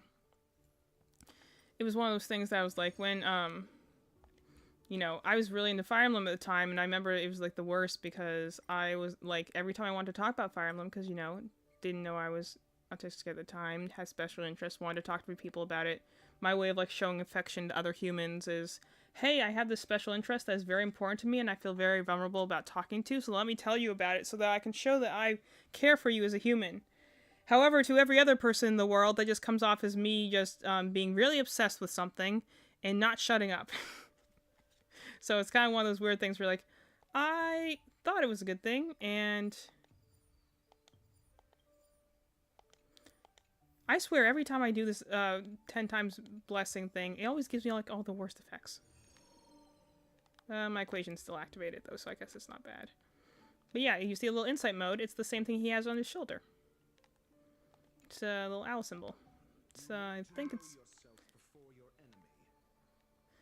it's not necessarily something that's, like, unique to him. I believe it's the guild he works for, if I remember correctly, but Feeling lucky.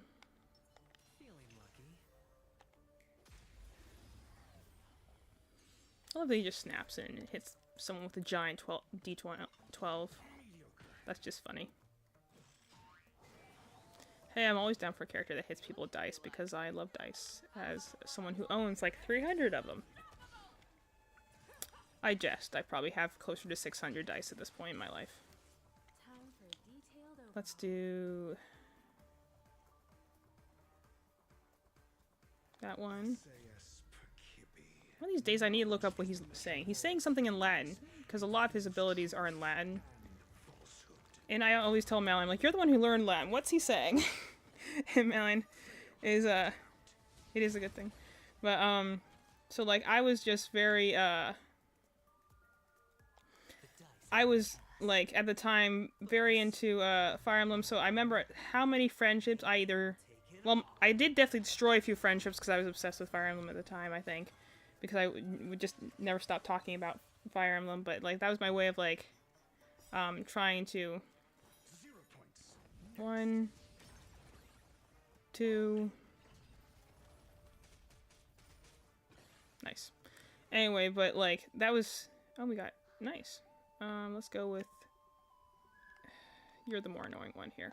I venture forth to hunt, always soaring, forever triumphant. I need to figure out what her story is, because she's really cool to me.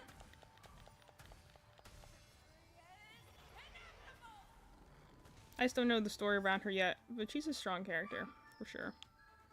Let's do this one. Perhaps you still don't understand. Hey, how are you today? I'm sorry I'm having trouble with my headphones. Is it possible for you to type for me, please? Unfortunately, I can't. My computer's 5 feet away from me as I stream.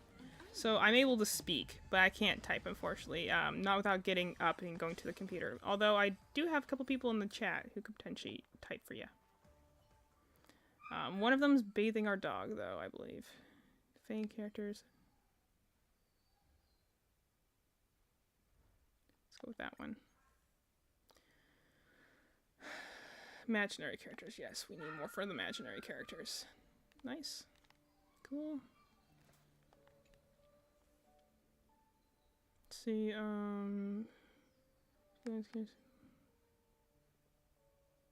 that's more useful when I have John Hung.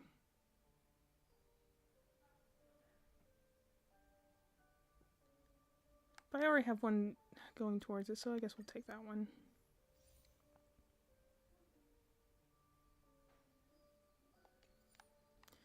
But anyway, so like the whole thing is like I keep getting distracted as I'm doing this. So the whole thing is that I would go and like want to talk to people about Fire Emblem. So it was like the only thing I wanted to talk to about for like middle school to high school days. Each time you enter after winning a battle, lose. Obtain the cure immediately, gain 4 blessings for the path of most blessings, possession current.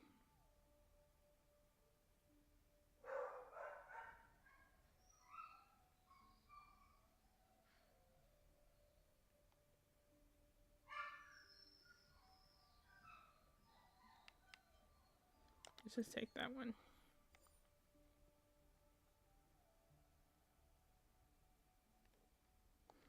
Don't have currently any allied harmony characters, but let's look at this one. Okay, what do we have to upgrade?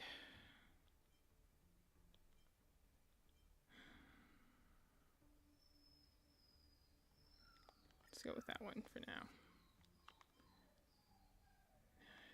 Crit rate. Yeah, we'll go with crit rate. A lot of the characters in my team right now have good crit rates. And yeah, that's what I thought. I pretty much need everything that I have in my group right now. So let's overwrite, see if we can get another. Yeah, there we go. Because that'll upgrade that one. Let's go with this one for now. Because that gets us another equation active. That's all we got for now. So we're going to move on. Wealth, combat, store. Let's go wealth. So, like, what will be is that, like, I would talk to my friends about Fire Emblem Awakening so much, because it was a huge thing for me at the time. Again, I loved this series before Fire Emblem became popular. Like, now it's a pretty common name, but, like, back then it was very niche, like, the most niche. And that's how I was able to get a lot of the games for, like, $15, because no one knew who they were. That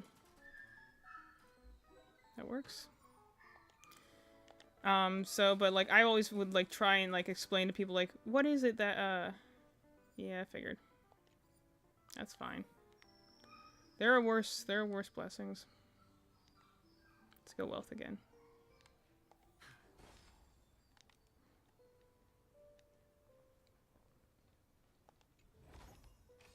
A reward with one of this. I'll take it. Let's play this again. I should get like some sort of like special bonus for the fact that I'm using like literally the gambling character to do gambling. Would be funny. But so I like Fire Emblem Awakening coming out was a really important like time in my life. Like I was terrified of phone calls. Like literal panic attack phone calls.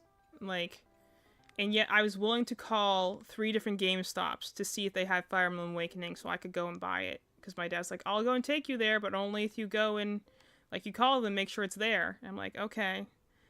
They're too far away from the computer. They cannot. Yeah, I can't type. I sit. My computer is like 5 feet away from me. So this is also why if something randomly happens during like with my mic or my camera, I have to like literally leave the stream area in order to go and deal with it because I'm pretty far away from my computer. So fortunately I can't do that. You're welcome to chat with anyone else in the chat though.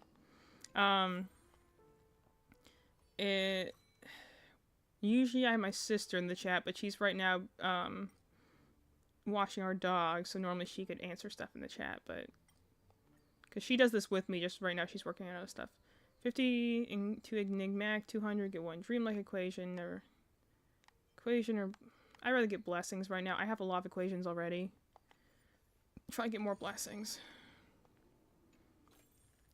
So, like, when Fire Emblem Awakening came out, it was, like, a huge, huge thing for me. Like, they had the first ever, like, Fire Emblem Direct, which announced the mobile game, and Fire Emblem Warriors, like... Okay, shit, Extremity of...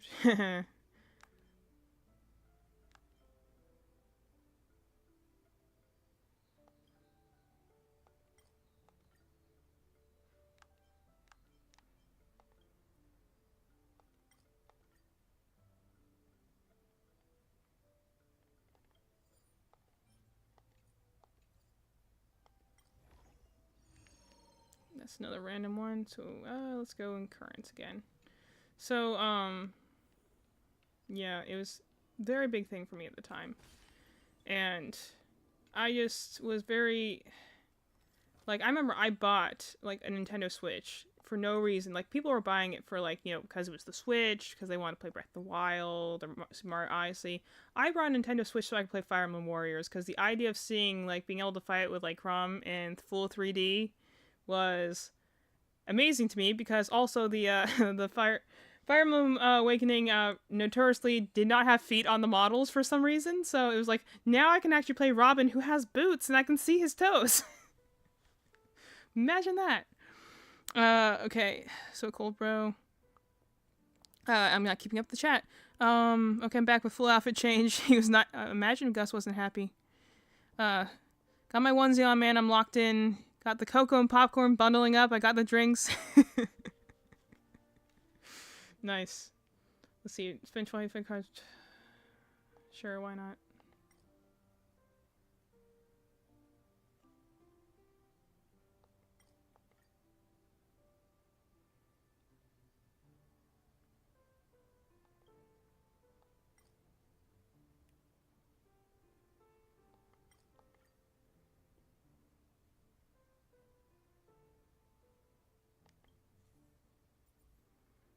Okay, what we got here?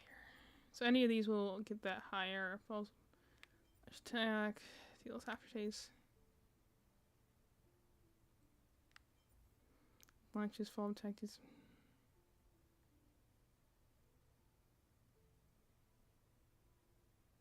go with that one.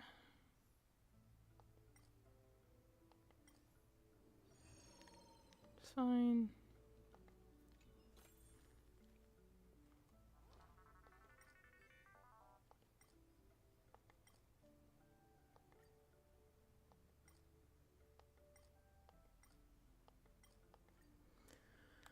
Two random blessings.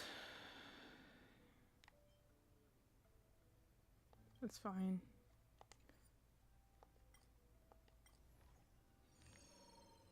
Time to turn HP loss is fine, because honestly, when fully upgraded, Adventuring can give so much shields that you're kind of like, who really needs HP? Okay, we don't have any type effectiveness here, but also this like particular team is very strong, so I'm kind of like, I'm just going to go forth without type effectiveness and see what happens. Because why not? Feeling lucky. For the theater of the mediocre. Let's see. Okay, I got the drinks halfway there. Ava, I'm so hyped for you to watch the rest of the house videos, because there's some stuff I want to talk to you. I'm looking forward to it too. That's the reason I went. Again, I said before, I'm trying to fight off a cold right now. I think. Probably got it from Elliot or his girlfriend. So I just, you know, I need a reason to blame my brother. So, let's do this one. And so, like, I was like, I need to go to bed early yesterday, because I'm like, I am, you know, I'm feeling like might be ill. I'm working off, you know, some stuff. So let me try and, let's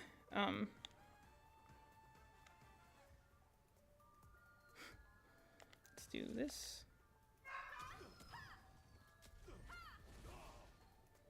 And then that's followed with that one. Yeah, Dr. Ratio's follow-up attack hits like a truck. So as long as you can get it activated, he's a really powerful character. Especially because a lot of people got him for free. It's definitely one of those things that I'm like, if you're struggling with anything that has to do with imaginary damage, just use this character. It'll kill everything. Okay. Let's go again. I think you're the more damaging of the two characters here, so let's go with this one. Knowledge is the measure of all things. They're all barking because he's whining. Perry, please stop whining. I imagine. Yes. Look, so I'm getting literally 3 attacks in a row. They're all follow-up attacks. Not a single one of them cost me anything. And just like that, this I launched one ultimate, a singular ultimate, and then she got follow-up attack, Adventuring got follow-up attack, Dr. Ratio got follow-up attack, and now I'm going to hit again, and he'll get another follow-up attack. Follow-up attack is definitely where the meta is most powerful right now, for sure. We're going to use that one actually in a minute. She gets a follow-up attack, he gets a follow-up attack. You all get a follow-up attack. And then just like that, she's dead. This is why follow-up attack is definitely where the meta is most powerful right now in the game, because it's like... being able to hit out of the attack order is very powerful. Especially if you can get like... a lot of the follow-up attack characters kind of just will launch right on top of each other. So like, you know... you can make for, like, I don't have type advantage in this case, but I'm like, I'm able to probably just kill this guy turn 1 just because these characters can hit very hard with their follow-ups or their basic attacks.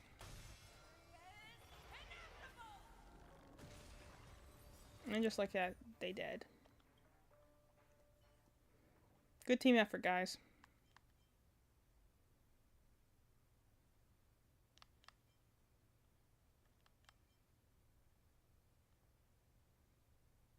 Let's go with that one. We need one more of Elation.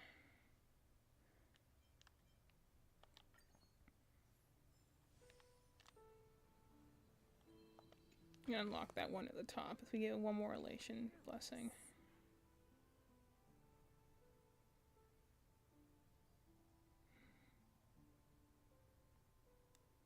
Fairly close to that one, so let's take that one.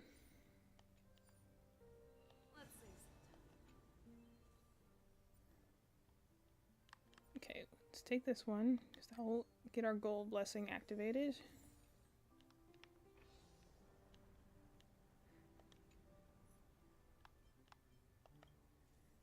Okay, what can we enhance here? Let's do that one.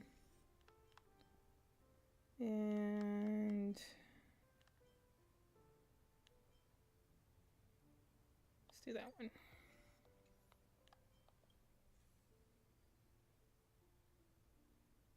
I'm gonna overwrite one of these because doing that for free would be nice. We don't really need any destruction. So let's upgrade those and see if we can have anything that helps.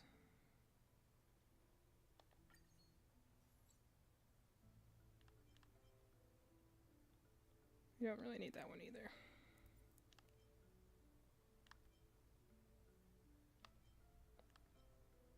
Let's go with that one.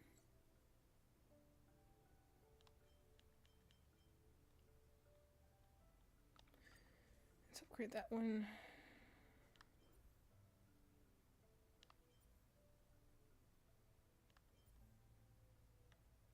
Let's do that.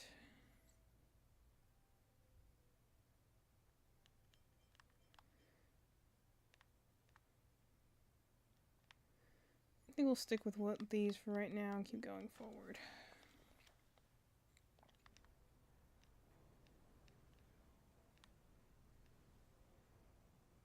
We got a lot, so let's go to the store.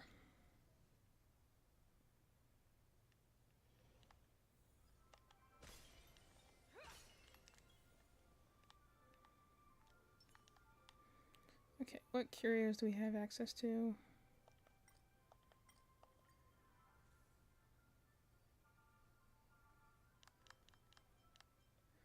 When enemy targets enter battle, the touch is sufficient.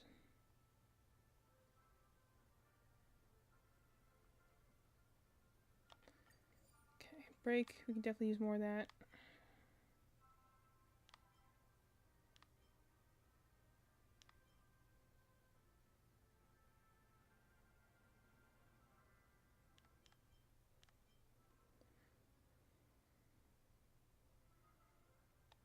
I'll take that one too. Why not? Let's see if we got any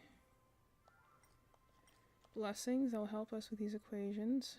Nice. We'll take all those that we are able to. Yep. And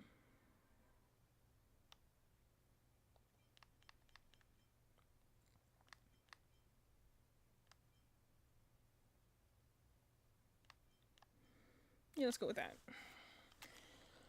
Got the means to purchase it, so why not? When we get that one up, we get that one.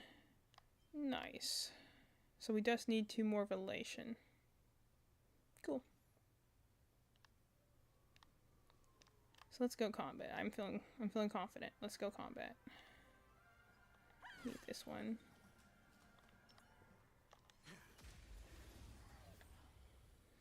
Anyway, so where was I? Let's see. No. Have your fangs and claws dulled? Let's go. So like I said, I got a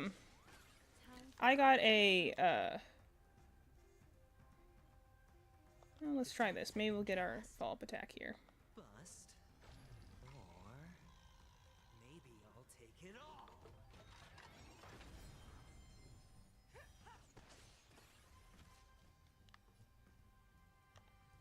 One at a time.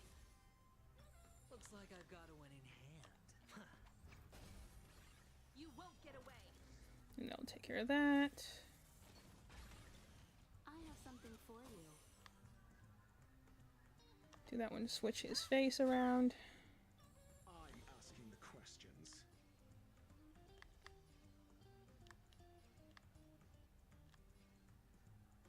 Let's go. Let's go that one. Stop thinking.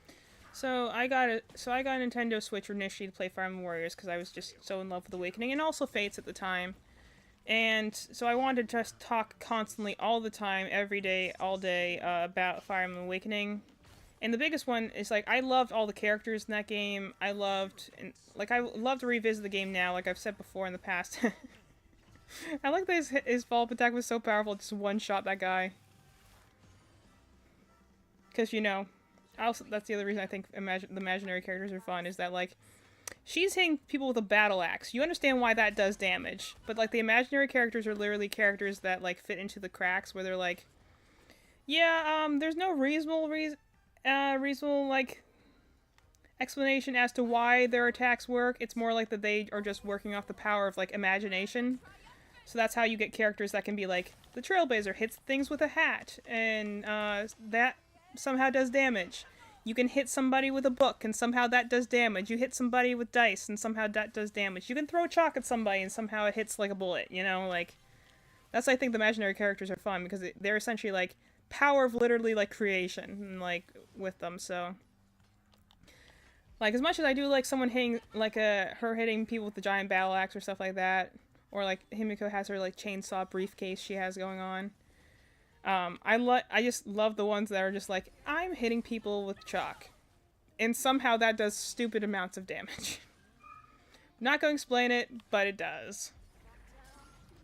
Or like, you know, Aventrine's one is like, you know, he throws dice, or he has his like poker chips that are powerful as a character, even more powerful when you're he's a boss fight. But I just loved Fire Emblem Awakening so much. I would love to do a retrospective series looking at back like on all the games because I definitely have a lot of fondness for some of those DS games. It was just, you know, it was a time in my life that was really great. I have a lot of positive memories attached to, and then it's definitely kind of sad in a way. A lot of people look back on, let's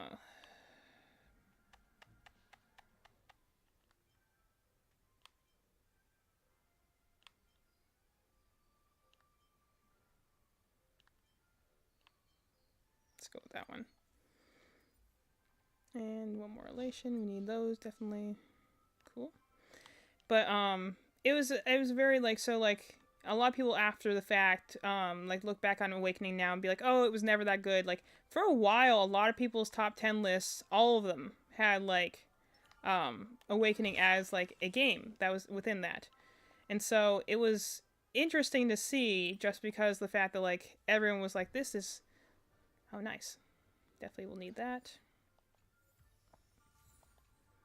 So that our equation works. Launches an attack to create. Well, that's obviously useful. And character breaks an enemy's weakness or attacks the enemy's weakness.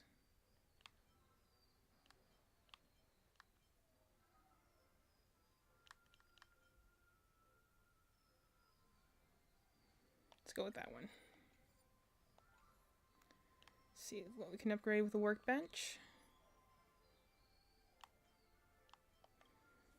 Okay, what do we got here? Defeats an enemy, that's fine.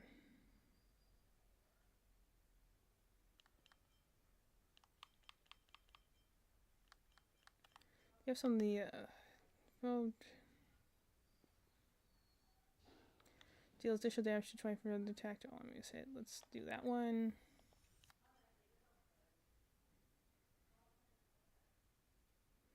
Let's do that one.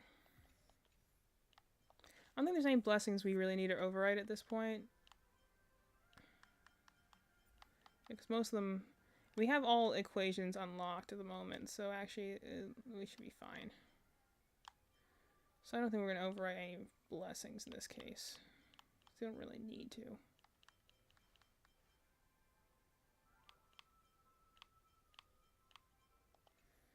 Yeah, so we're not going to override anything. We don't really need that. Practice target?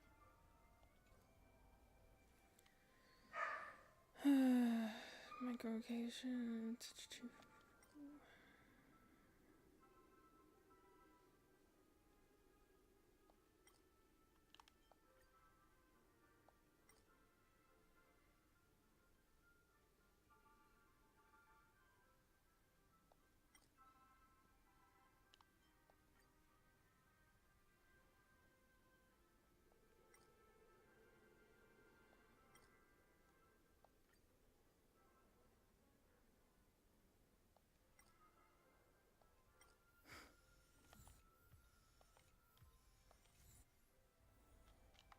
Dialogue in this game is just so weird. Okay, do that one. Do that. That. And that. Awesome. So just like a lot of people have like a lot of differing opinions about like Fire Emblem Awakening now, but for the longest time, for like a few for at least a year or two, people were all very, like, rank it very highly on their list. And I think it still holds up myself. But, see, I haven't even gotten my turn yet. I'm already doing follow-up attacks. I love that.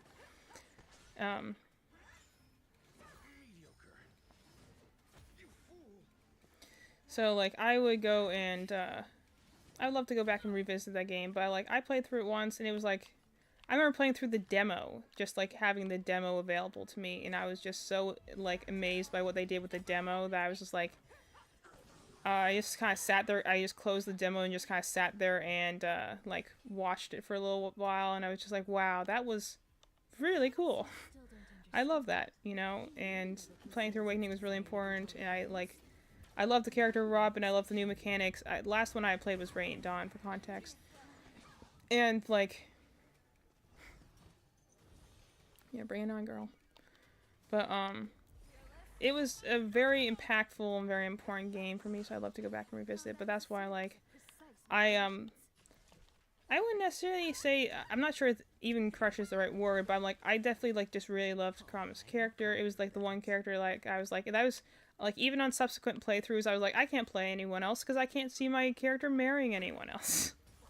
So I'm like, I was just pretty happy with just, like, the one game on its own, because I was like, I had played through it and I was satisfied. I didn't really feel the need to replay it again. Like, usually to replay a game is because, like, you have, in my case at least when it comes to Fire Emblem games, it's usually I think my first, like, game was not very good, or I didn't understand the mechanics quite well.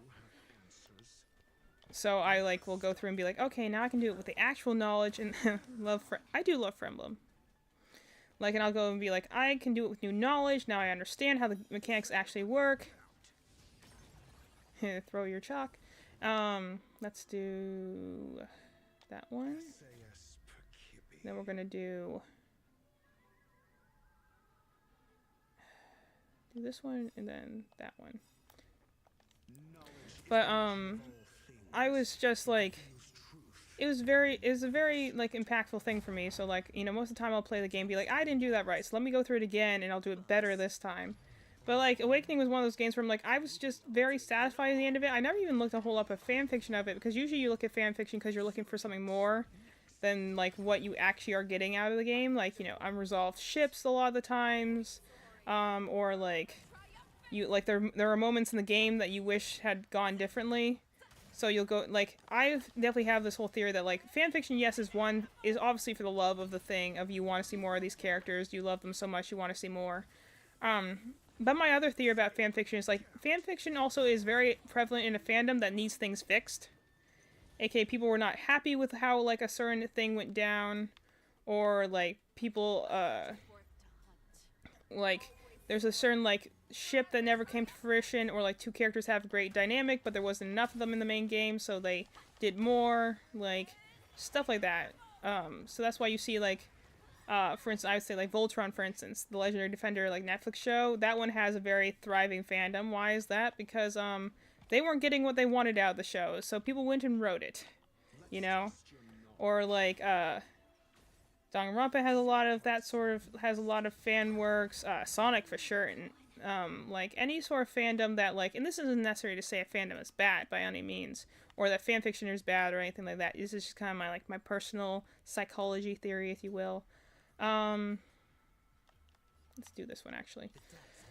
So like, you know, that's when you're gonna find more fan fiction and stuff like that. But like, because that's how I do it. Like, I go to fan fiction because I want to see more with the characters. I want to see things I haven't seen with the characters. I want to see certain situations, for instance. But like, the thing that I like can go like, if I'm super satisfied with how something turned out, then I'll be like, oh, I don't need anything extra out of this, actually. I'm actually pretty happy with how this went down. And I'll just play the game again if I want more. That's also why I never, like, really looked into Persona 5 fanfiction, because, like, I love the game so much. Like, it is definitely, like, one of my, if I put top 10 games of all time, Persona 5 is definitely on there, probably in, like, one of the top 5 slots. Like, I love the game immensely. That I cannot quite quantify it. I have, like, you know, I was going and telling someone's like, oh yeah, I have every version of Persona 5 that exists. And I'm like, I mean that literally. I have it, like, on the PS3, on the PS4, on the PS5, in the Steelbook, in the Special Edition, in the other Special Edition that came out later, in the third Special Edition that came out, you know, 2 years after the game came out, in Persona 5 Royal Edition, the Persona 5 Steelbook Edition. Like, I love Persona 5 immensely, to the point that it may not be entirely healthy. That's why it was so cool when we went to the one Comic-Con and we got like Ryuji's voice actor to like sign some stuff for us, and he was really cool, and he gave me a personalized voice message, and that was really special to me. That's how I felt about Awakening for a while, and I still think I feel about that game very strongly too. It's just I haven't played it in a while, so I have to like go refresh myself in the story really. But there's a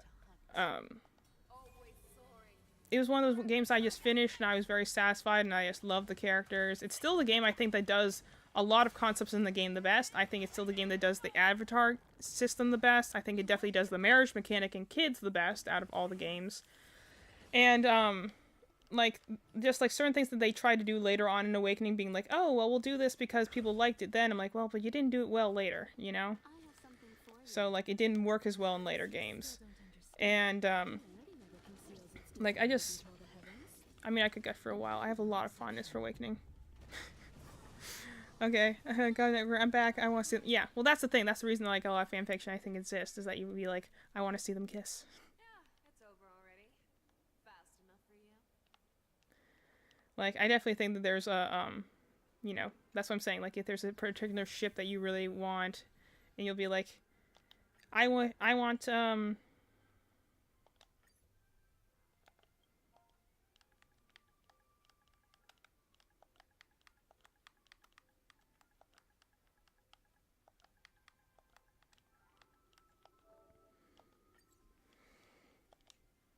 nice.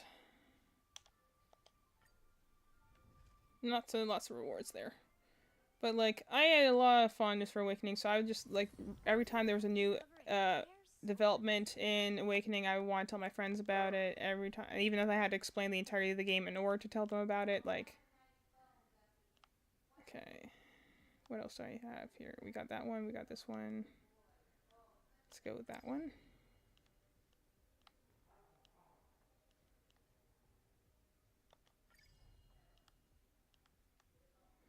And let's see, damage, break, let's go break effect, and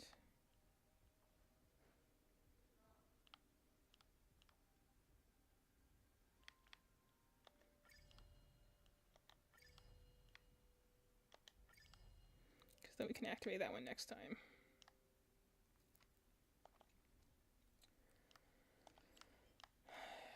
Get some rewards. Get some more currency.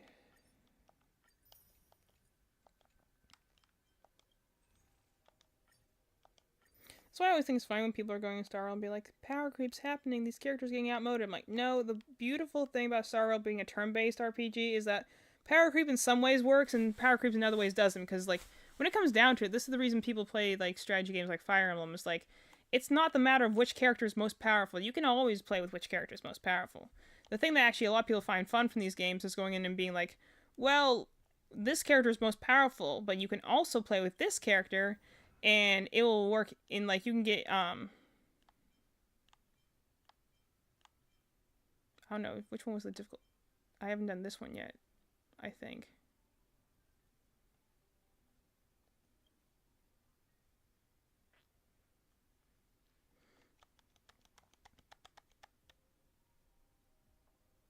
I'll stick with this lineup for now. But, like, you know, you can also use the characters that are maybe not as optimized. There aren't many, I think, bad characters in this game. There are some that are less optimized than others, but, like, I don't think there was necessarily any bad characters in this game, though. Which is what I think makes it better, is that even the 4-star characters, actually a lot of the 4-star characters are very usable. And some of them, honestly, even the 5-star characters need support from some characters that, like, the 4-star characters can fill space in. So there's very little trash characters, which is what I like about this game. There's probably only 1 or 2 or 3 maybe that I would say they're like, they're not great, but they're also still usable if you want to make them usable. Are there other characters better than some? Yes. And are some of the later 5-star characters really good? And so you want them, and so you would want them? Yes. You know, I pull on characters more based on, like, which ones I like the most. You know, like, most characters I've pulled in this game are ones that I'd be like, I like that character. They look cool. So I will get that character. I hate when I'm trying to go for the one that has the weakness on it, and then it'll, like, auto-lock on something else. I'm like, that wasn't the enemy I was trying to hit. Why did you lock onto the other one? Why didn't you lock onto the one that you had, the weakness advantage against, you know? But, like, that's kind of, like, where my hyperfixation is on this game right now, because it's just, there's so much about it that I'm just like, this is great. I love this. This made me happy. But, I remember I started this whole conversation about Awakening in the first place, just because I was like, Dr. Ratio looks like Chrom, doesn't he? Maybe that's not why I like the character, because, again, that's a revelation I came to fairly recently when I was looking at some fan art. Or I was looking at a thumbnail on YouTube, and I just looked at Mal, and I'm like, this character looks a lot like Chrom, doesn't he? And she's like, oh yeah, I noticed that a long time ago. When you showed me him originally, I thought that was Chrom. I'm like, oh, well, I only just now noticed that. It may have been obvious to you, but it was not obvious to me. I did not realize that, but I like Chrom a lot as a character. I'll still defend him as being a very good lord. A lot of people, like, after the fact were like, didn't care for him as much, or would be like, hey, like, you know, he doesn't have as much to do because the game's kind of about Robin. I'm like, no, actually, that's why I think Robin and Chrom work very well as a duo, because they are definitely ones who are, like, their stories complement each other, but you couldn't remove one and the other would no longer work. Because, yeah, a lot of the story revolves around, like, what's going on with Robin, but a lot of the major beats need Chrom in order to work. In fact, like, most of the story is about him and his nation and stuff like that. It's typical Fire Emblem affair. But, like, having Robin there is kind of like the secondary protagonist really strengthens the game. This is the thing I think that a lot of the later Avatar attempts got wrong, was that my biggest thing, like, for instance, with Corrin, is Corrin shouldn't have been an Avatar character. Corrin should have been what essentially Alear was in Engage later. Which is, this should be a character that, you, like, can change the name of, can change the personality of, maybe. But at the end of the day, they should be a character that is still a character. That's the reason I think Robin worked, while Corrin, in a lot of people's opinions, did not. Now I have a soft spot for Corrin, but I can also admit that there were definitely some areas in certain versions of that game that did not work as well as others. And the biggest thing is just like Corrin's issue is that Corrin needed a Chrom to go with. Robin works because Robin's not the lord of the game. That's still Chrom. He's still the leader. He's still the one that, like, again, in typical fireman fashion, the one who can recruit everyone, the one who everyone looks to for the fearless leader, the person that everyone kind of, in order to work as a character, has to have more characterization. An Avatar character, by nature of what it is, means that it doesn't have as much characterization. It has more on the lines of, like, blankness, I guess you could say, because the whole point of an Avatar character is that you're trying to insert your own,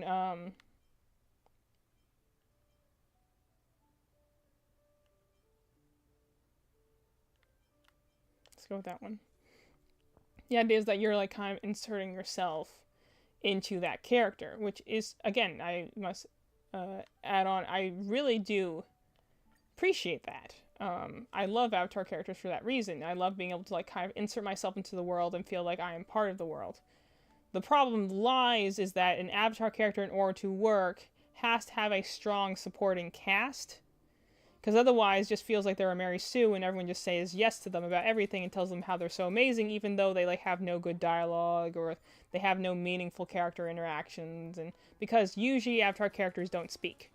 Because that's the whole point. In order for you to truly insert yourself and immerse yourself into that world, you have, you know, if the character said anything, then they wouldn't be you anymore, you know? Like, that's the whole point with the Avatar characters. They are supposed to be an insert for you, the player. So, like, I feel like I remember this one.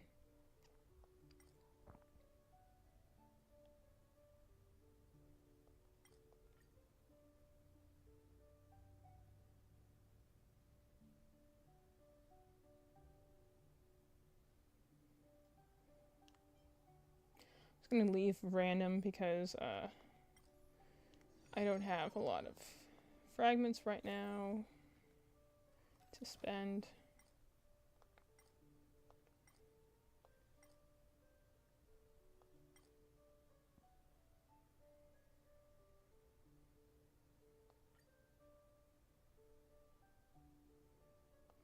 Sure.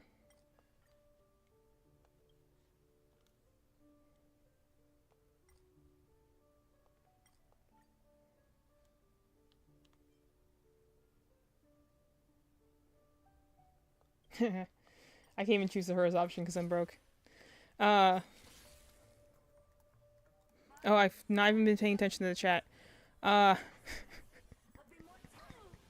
Rachel is Cromwell Hatham's baby. That could be believable.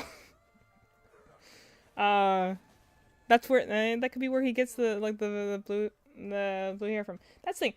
Rachel's hair is actually like a color violet, but because of the game graphics, it looks more blue. But if you look at his splash art, it's clearly more on the purple side. So it's kind of like one of those it's one of those shades of like a color that Malin can't tell the difference in, because there's like a certain shade of blue and violet. Malin can definitely not tell the difference between which one is actually blue and which one's purple. We had a debate about this a long time ago when we were watching Justice League Unlimited. She's like, it's purple. I'm like, no, it's blue, actually.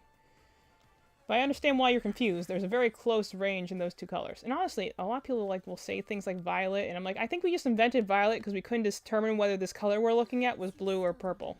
So we're like, instead of calling it blue or purple, we now have violet, which is the area in between those two colors.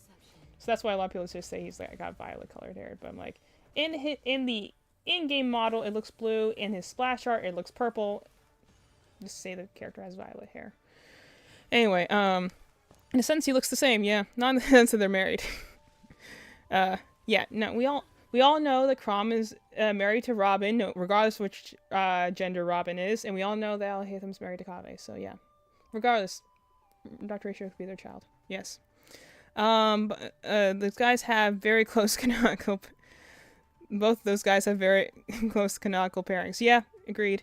Twitch has no autocorrect on my phone, so I'm spending so much time trying to remember how to spell.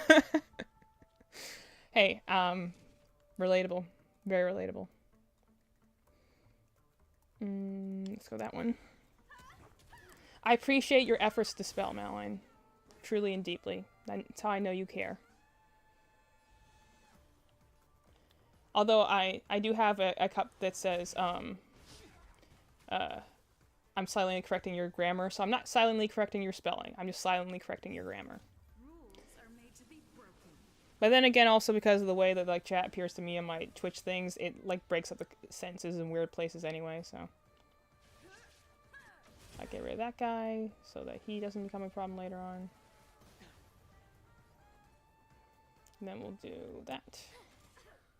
Let her take her turn.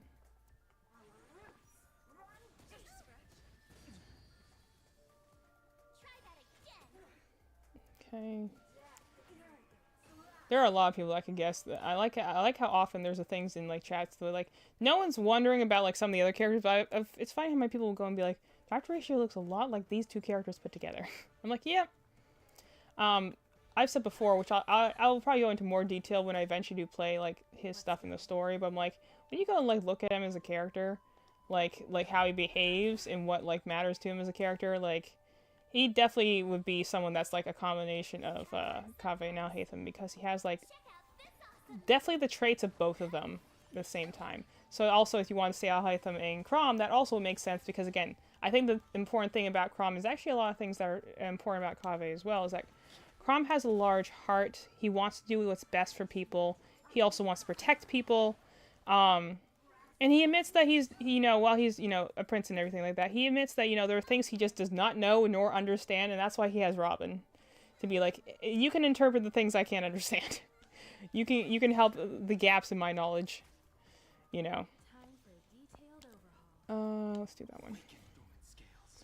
And that's why I like Robin and Chrom's dynamic, because they kind of fill in the gaps for each other, but they also just understand each other on like a deep and personal level, and I like that storyline whenever you have people that just like, and maybe it's because I'm someone who also like has always seen that as kind of a fairy tale thing.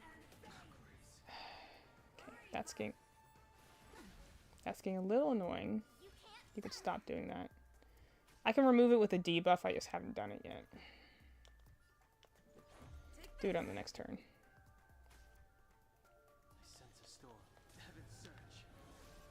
Definitely have to do it on March's turn. This enemy in particular is annoying to fight just because of the fact that it goes and halves your health.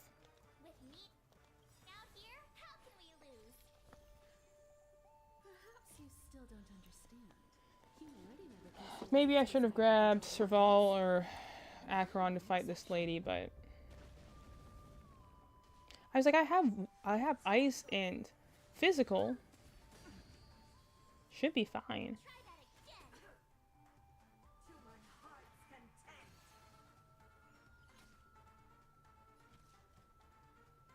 Just doing basic on you, then we're going to do the next one to break her. There we go. You won't get away.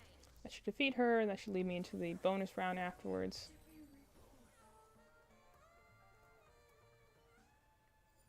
Oh no, that's right, that was from a random occurrence. Totally forgot that. That I had to do because I have no monies. Okay, we're going to use her ability to heal everyone back up. That's the other reason that, like, a lot of people like the other versions of the Trailblazer, like, and I will admit her preservation and harmony versions are very strong, but I also just am very fond of the destruction one because it's a very good early game character. They're powerful, they have a good ultimate, they have both a single tick and all hit ability, and they have, let's see. Probably going to switch, actually now I'm speaking about the Trailblazer, let me switch the Trailblazer out for a win person, I think.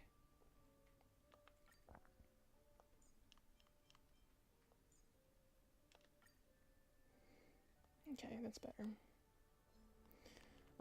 But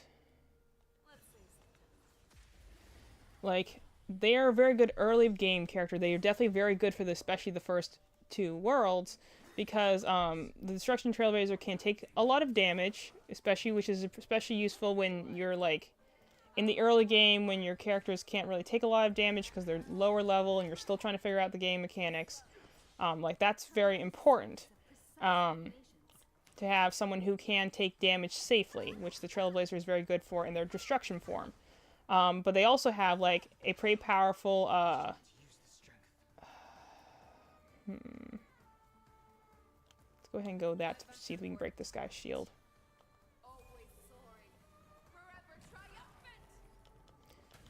But they have a powerful attack. They can take a good amount of damage. They have like an all hit versus a singular targeting one. Okay, we'll have just enough to knock this guy out.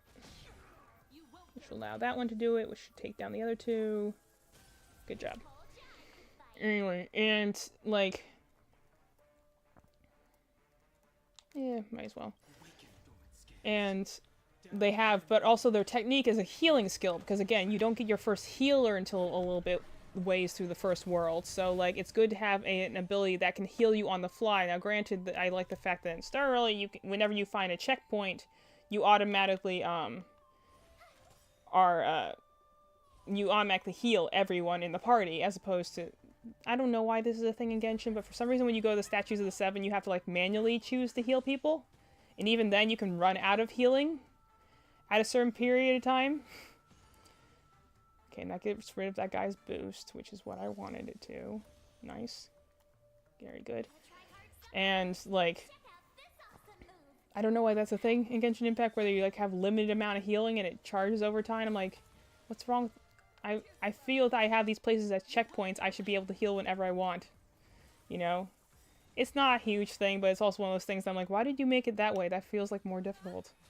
That feels like more trouble than it's worth. But, like...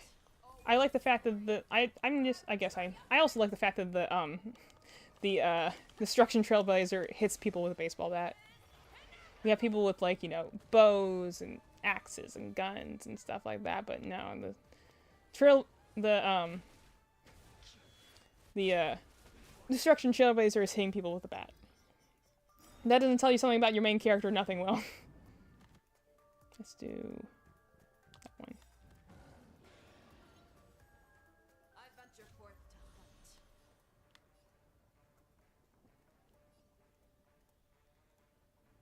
You're kind of the more dangerous enemy, so we'll go with you first. Time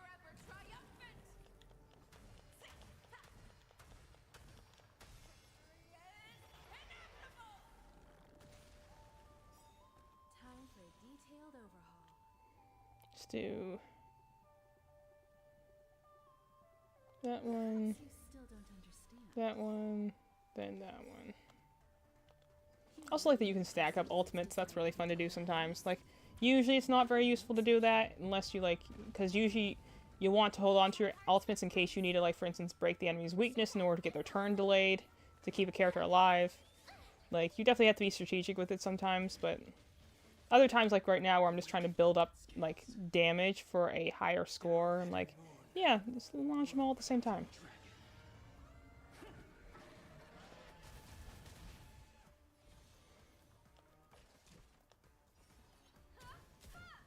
It's okay, you're about to be knocked out anyway. You won't get away. Times have changed beyond recognition. Heaven's surge. Also, I like that his monitoring thing is based on your skill, but since his skills were literally just used to do his basic attack stronger, it actually doesn't register as like a monitoring thing.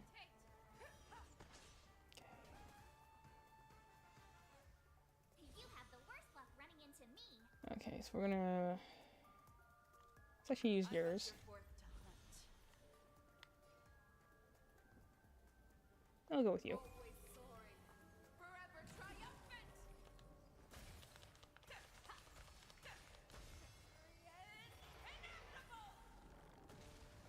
You won't get away.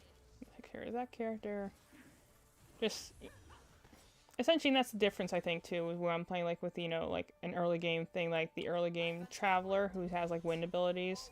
I don't think it's bad. They're easy enough to understand, but it's also just kind of basic, you know, this is an attack, this is a blowback, you do a tornado. I'm like, that's fun. But it doesn't tell me much about the Traveler as a character, so I just like the way the Trailblazer is introduced better, because, like, the first weapon they pick up is a baseball bat. In this world of, like, high-tech science and stuff, the first thing that they go for is a baseball bat. And, again, they're, like, you know, their quote being like rules are meant to be broken and stuff like that gives you a very rebellious air to them, and the fact that their whole thing is about like taking damage, dealing damage, being a little bit of a loose cannon, like that says something about the character, and I kind of like that they do that. You do that one. What's this one do? Okay. Association. Okay, we're probably going to be closer actually to this one because that one takes 7 blessings of remembrance. We don't have any remembrance right now.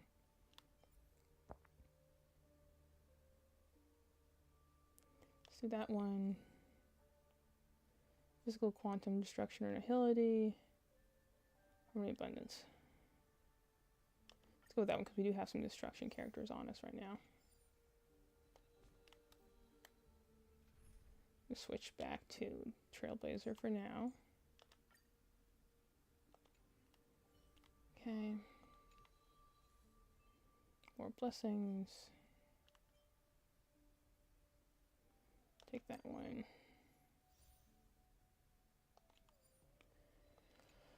Take this one. Let's see.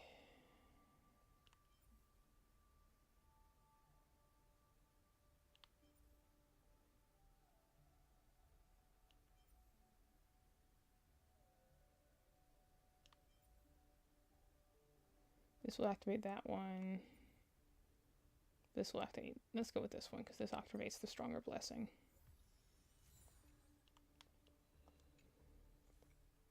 Okay.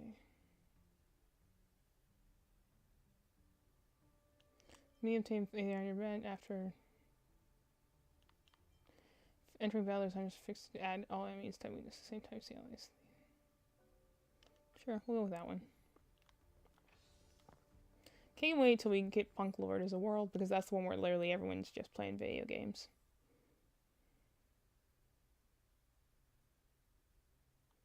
Sure, we'll do that one.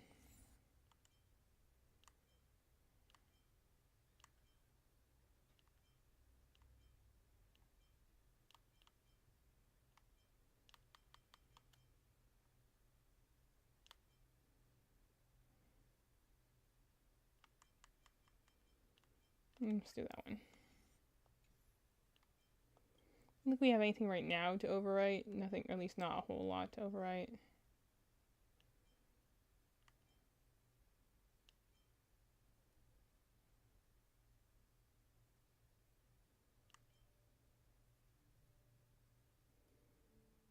Yeah, we'll keep those. Those are fine blessings. What do these other two do? Ultimates, crit damage for ultimates.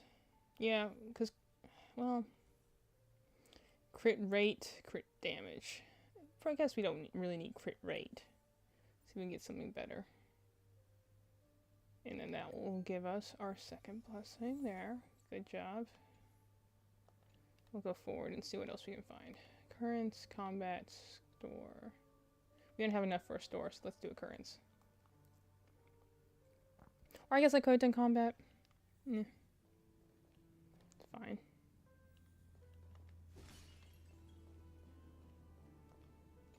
I like that gives you 2 occurrences, like, and the other one there's a lot less options for occurrences in the simulated universe, so I like that they added this in because it gives you a little bit more to do.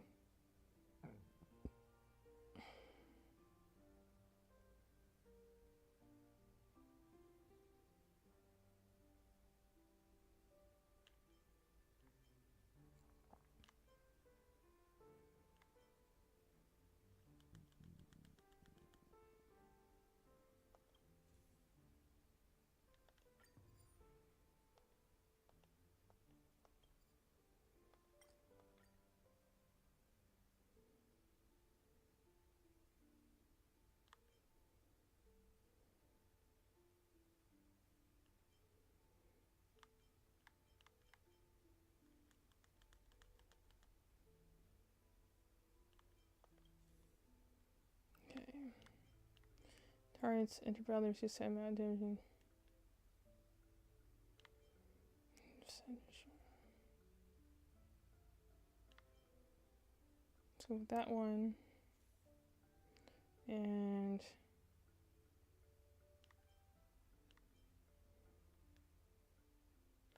go with that one.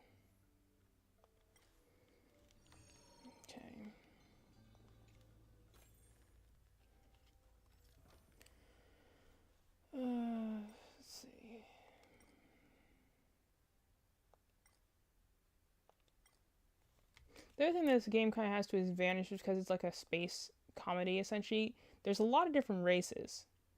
And they don't necessarily all like explain them right away, but I like the fact that you get the ideas of there are different cultures depending on the different races that exist in each area. And there's also like some events. Ever seen anything responsible?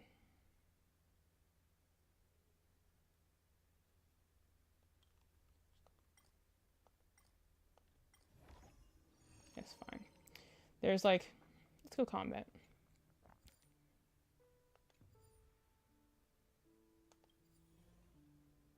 Okay.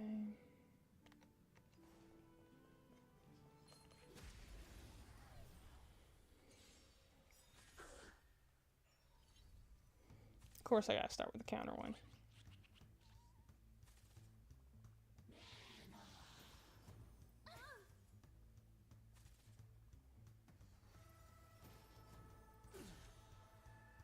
You can't run.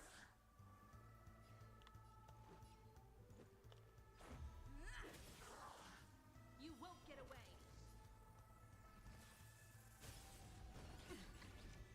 Try that again. I have something for you. Come one, come all. You can't run.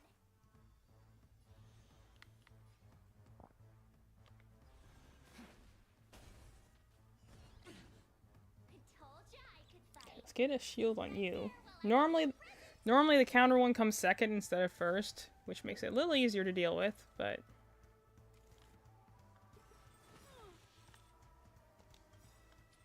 Perhaps you still don't understand. Humanity never conceals its desire to control the heavens. And I'm no exception.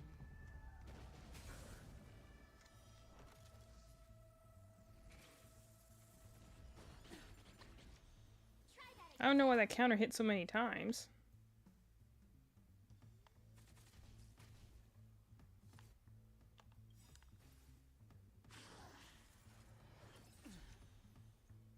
You can't run. Rules are made to be broken.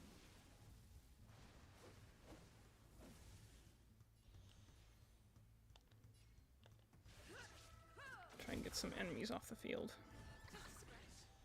Try that again.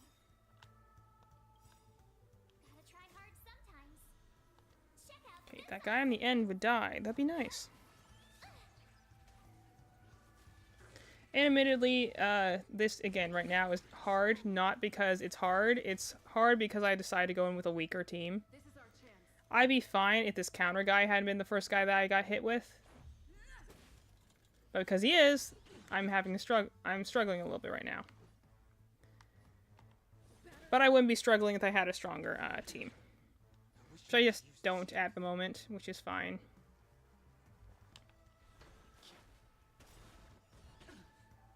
You have the worst luck running into So me. we're going to once more push shield on you. Out here, how can we lose? Then we're going to do your special to try and get some more damage and get rid of one of those guys. Delve hidden moon. So yeah, sorry Himiko. Cleansing dragon. It's an unfortunate problem with like a lot of the erudition and hunt characters, aka characters that are meant to do damage. They can't take damage usually very well, so you want to try and like... Heaven surge. I got enough for a Heaven Surge, then we're going to go with that. Celestial dragon. You can't run.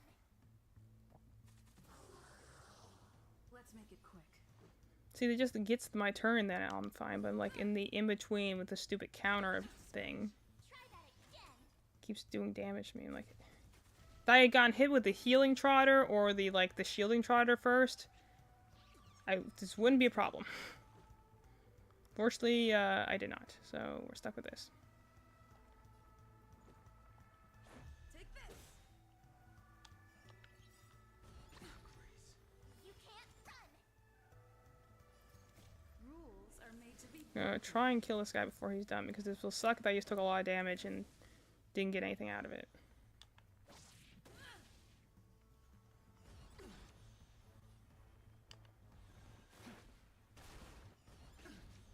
My turn. Yeah, I'm not killing this guy, so I might as well just put up another shield. Stay right there while The counter ones are the worst.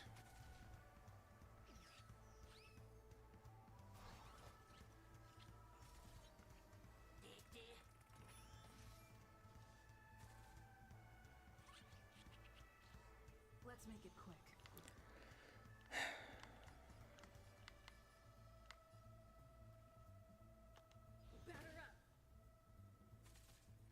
Sorry, I'm not talking for a moment. I do need to focus at the moment because I have one party member down.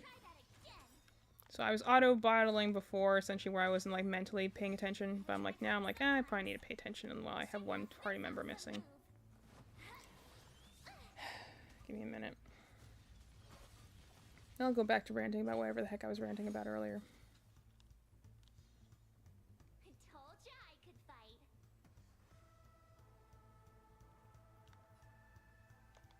Watch this.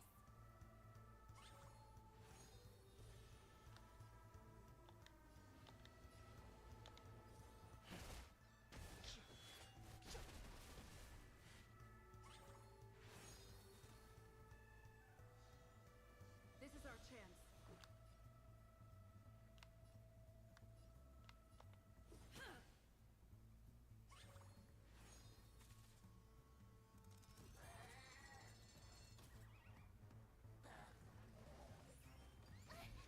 Yeah, after this fight, I'll go and You can't run. put in my better team. Hopefully I'll get some really good blessings out of this.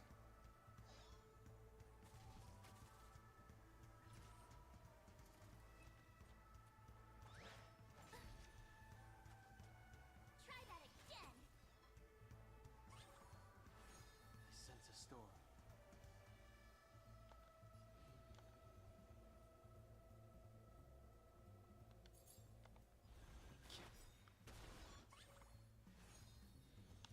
Let's do that. See if we can break that guy's shield. Delve hidden moon. World cleansing dragon.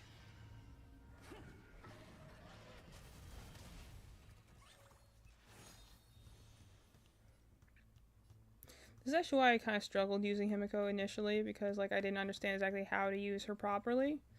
So I would like just not use her abilities right, and I'm like, oh, I'm supposed to do this? With me out Who would have here, thought? how can we lose? Gotta try hard sometimes. Check out this awesome move.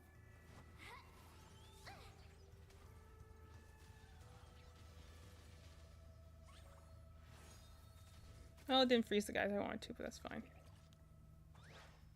Of course, attack the one person I don't have a shield on. Thank you. Appreciate it. This is our chance.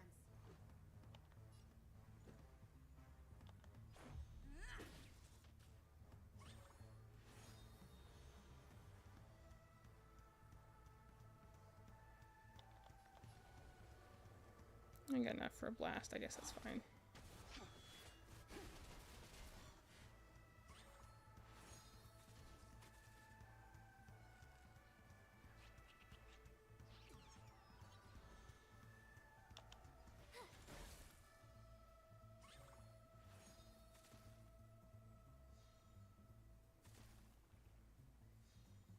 This is our chance. I swear, if all I get from this battle is just the trotters running away, and I just don't get any rewards, I'm going to be very annoyed.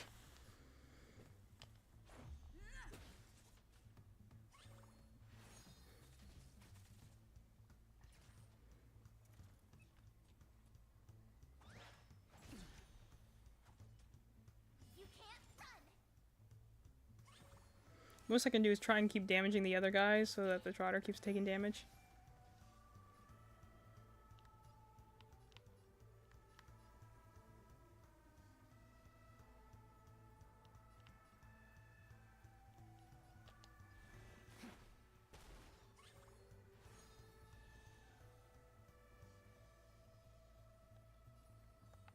Yeah, I'm not gonna be able to kill this thing.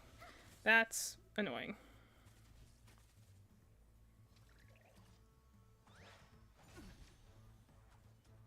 Try that again. It's so much low health too. That one's gonna escape. I'm gonna get nothing out of this battle besides just taking a butt ton of damage. Now your ultimate's ready. Beyond recognition. Rules are made Leaving a lurk. Yeah, that's fine. I'm not talking a whole lot right now anyway, so I imagine I'm a little less interesting to watch. Because I'm trying to focus on this battle. Which, yeah, I was kind of messing around before and wasn't really paying attention, but I'm like, I know I need to actually be paying attention to my attack strategy. I know I'm doing my B team. I'll put in my A team after this. We'll have to revive Himiko, though. Poor thing.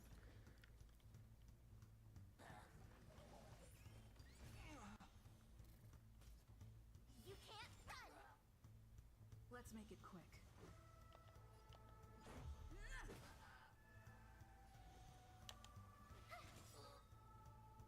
I wish not to use Because these things have, like, just so much HP.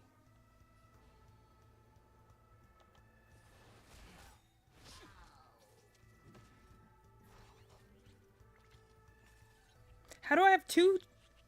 There's two countering trotters? Are you kidding me?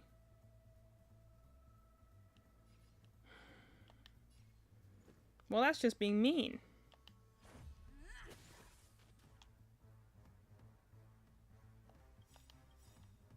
Gotta try hard sometimes. Check out this awesome move. Figured I was gonna get the shielding, the healer, and the counter one, but no, I'm gonna get two counter trotters, so I'm just gonna take a butt ton of damage for this thing. This is not worth it at all. Delve Hidden Moon. World Cleansing Dragon.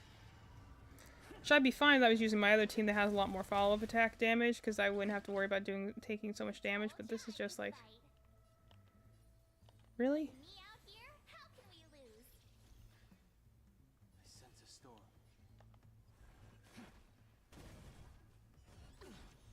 Try that again.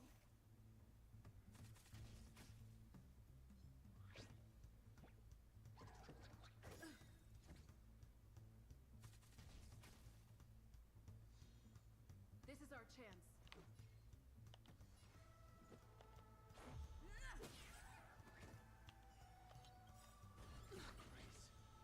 You can't run. Rules are made to be broken.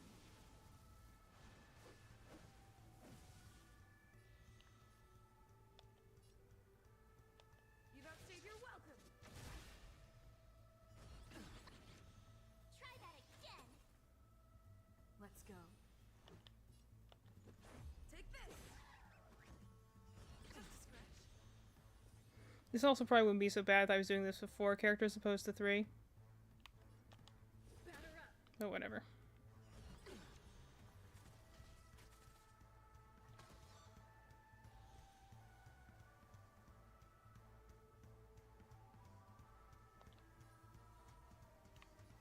Stay right there while I give you a present. I wish not to use the strength. Grace.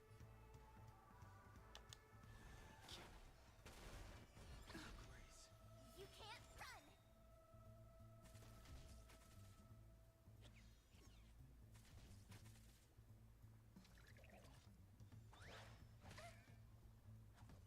Rude.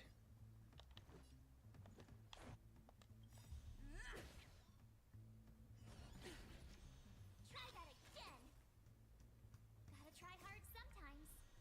Check out this awesome move.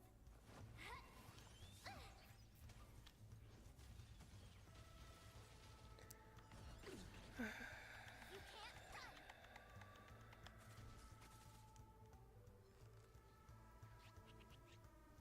Yeah, I'm not gonna kill any of these trotters. I'm really gonna just suffer for the sake of suffering.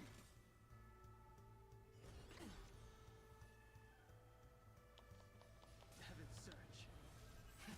Cloudberry Dragon. Rise.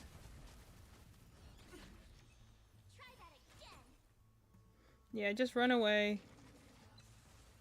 Damage me just for the sake of damaging me. Just a scratch. You can't run. Let's make it quick. I just can't believe I got 2 counter ones in a row. Try that again. Like, that's just not fun. So I'm gonna come out of this battle with just a lot of damage. Not even getting anything interesting out of it.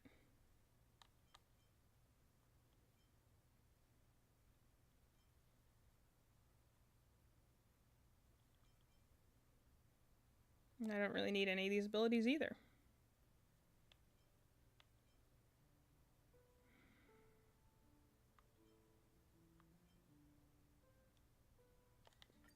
Take that one.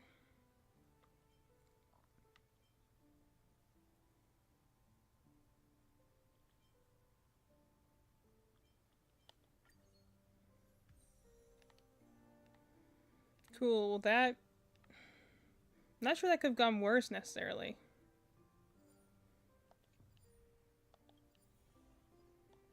Definitely didn't go well.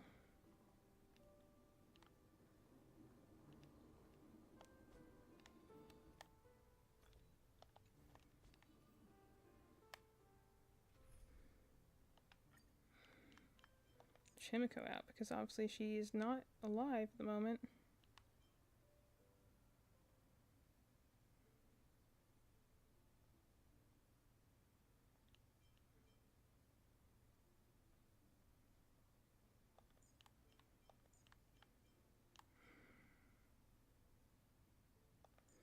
I'm a better shielder for right now. Because I fight something else that's going to kick me in the butt.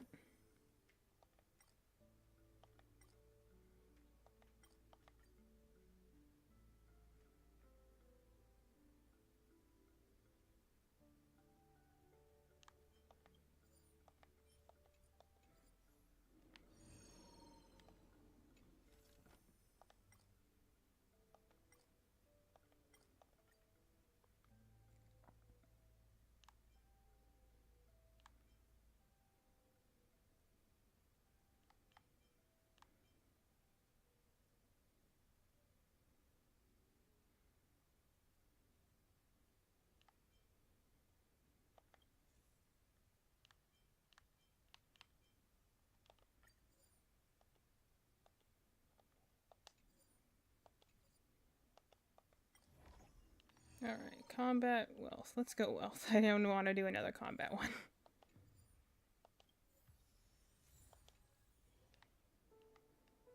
That was not the best. It's just frustrating. I went through all those and then ultimately I didn't even get anything like out of it because I didn't defeat any of the trotters.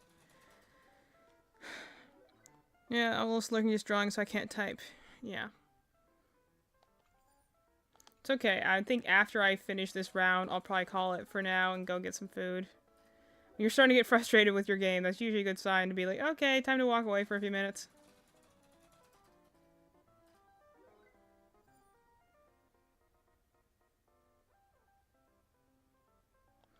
Well, that's just annoying.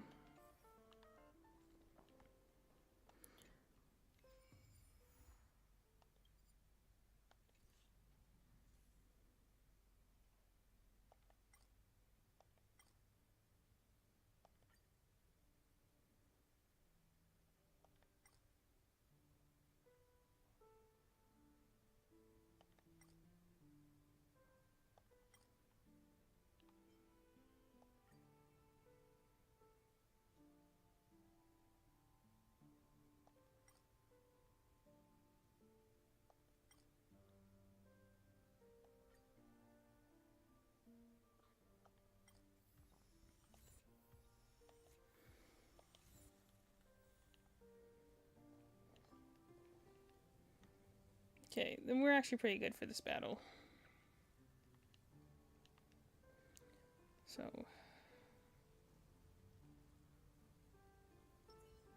Feeling lucky. What are these clouds? hopefully this will be a less damaging experience.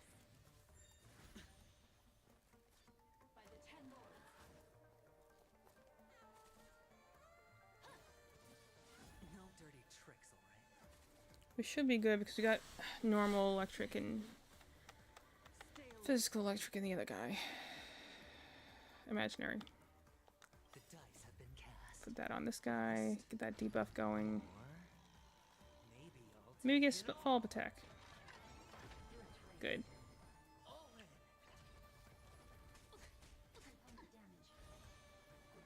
Okay. Go that. We'll go ultimate. See if we can do something about this guy. Rules are made to be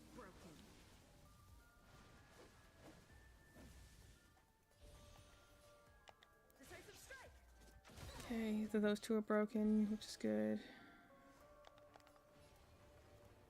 Heaven's Surge. Do that. Cloudbearing Dragon.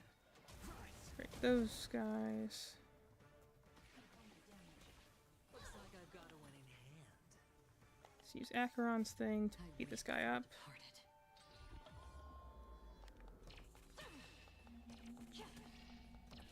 It's funny, Acheron and Aventurine are ones that I got like most recently outside of like Sunday, but like I use them quite a lot just because I like them as characters, and it also helps that they are actually pretty good. They're pretty good units as well. Acheron's actually a debuffer, but she can actually do a good amount of damage too. Just because of how her abilities work, which is nice.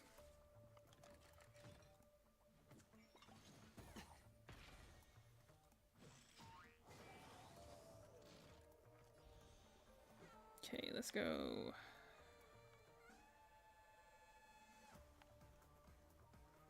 The Do dice have this. been cast. Bust.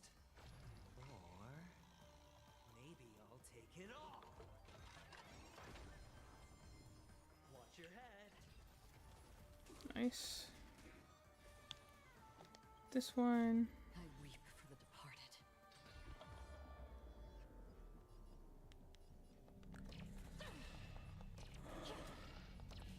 Dust's reign. Okay, get those guys lowered. Shall fall. Let's do blast this one. It's fine.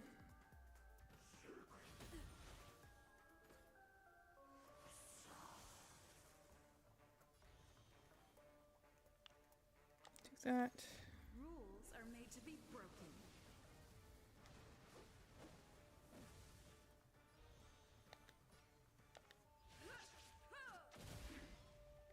Love that I have the Curio to make it so that I'm not hitting things dead on.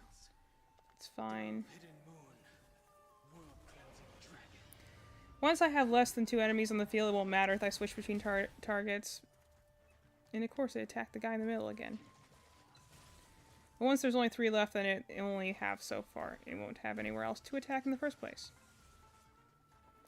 So right now, even if it deviates, it's like it's going to hit the guy anyway, because this is going to be something that hits everything on the field.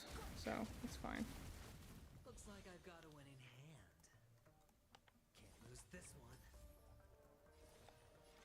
Consistency. At least I use ones that hit like, you know, 2 to 3 enemies, then like even if it moves, if the thing deviates, it's still fine.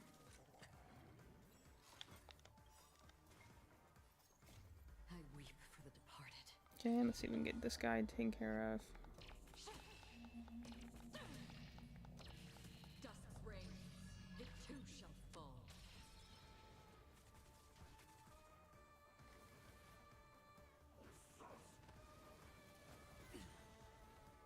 This guy's like a quantum type character, and I oddly enough don't really use quantum characters because there aren't really any good ones. Oddly enough.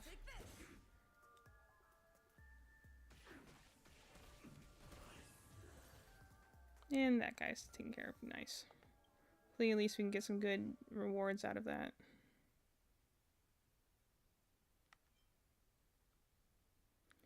Go with that one. Go with that one.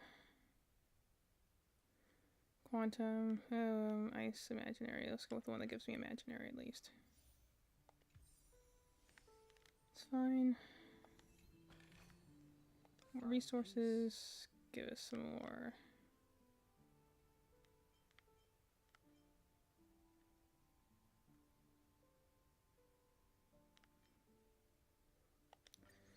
We're already halfway there on that one, so that's not too bad.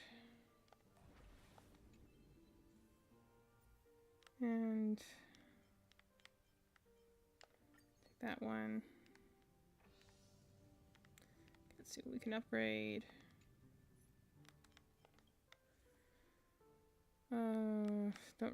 Really don't need that one.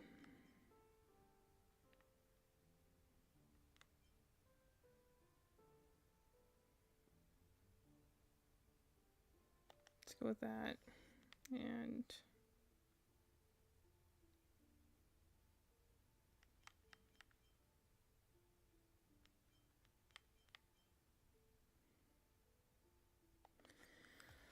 Do that one.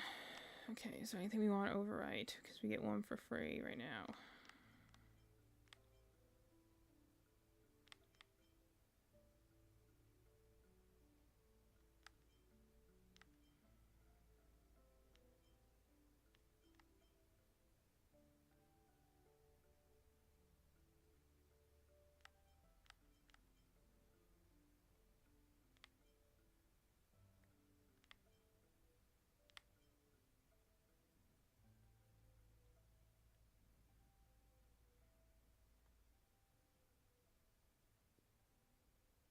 I'm just going to overwrite that one.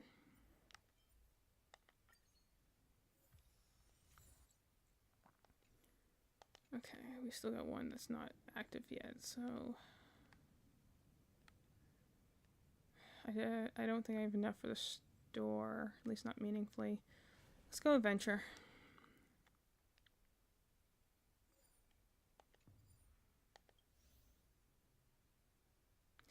By launching 100 rockets to break targets, gain more points to reach the target for this raid. The more times you reach the wave target, the better rewards you receive at the end. Alright, sure, let's do this.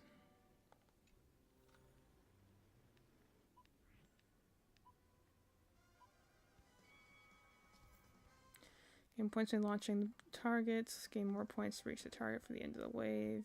Better rewards you receive at the end. There's a chance for special reward targets to appear. Striking them 2 times will break them and grant curios. Becomes a Soul Glad thing to charge up your clock time ability bar. When you have Soul Glad energy in the clock time, you can press the clock time ability to continue to consume energy to slow down the clock for a recipe to help and slow down the enemy's times.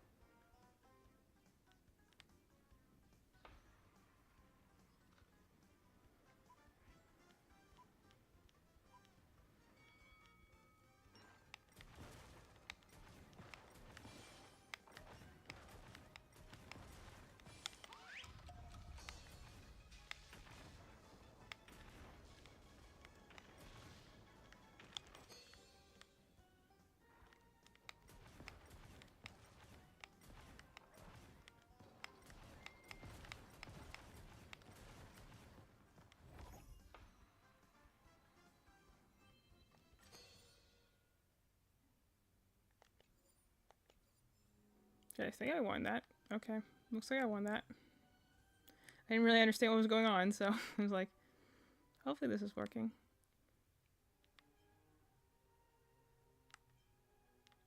Let's go with that one. Do that one. And, okay, let's see. With any expanded, all increase the chance additional treasures to appear in the additional treasure gear to be, okay, smash and box. Scared moves to the map. Her speed increases.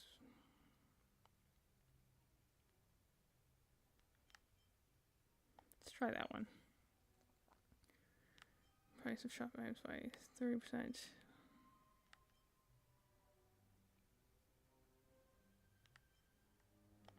go with that one. Escapade, that's new. Let's see what that is.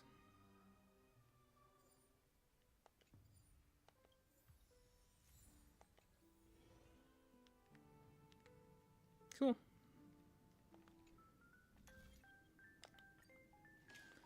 I don't quite understand this particular slot machine whenever I do it. I think it just gives you something of like that sort of like blessing.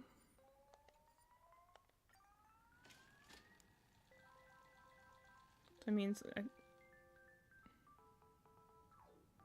please don't give me the no rewards one. That would just be mean.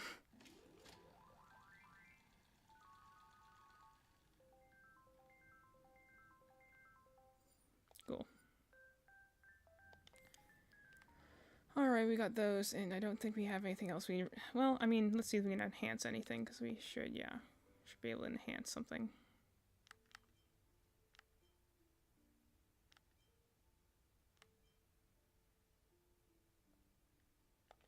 Let's go that one. And got room for one more. Let's see. Breaking enemy.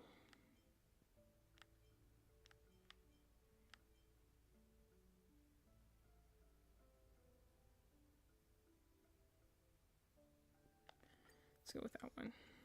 Having some skill points is helpful. Right.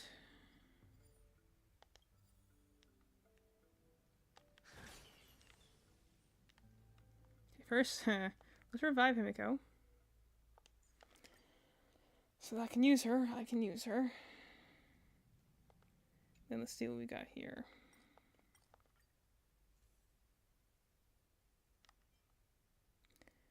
And I'm just going to take the ones that I don't already have.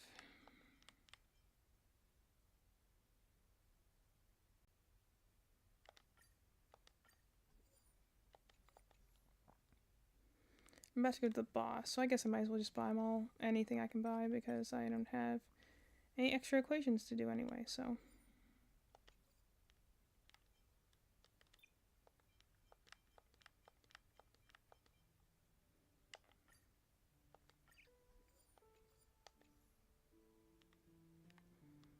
Let's see, we can upgrade anything.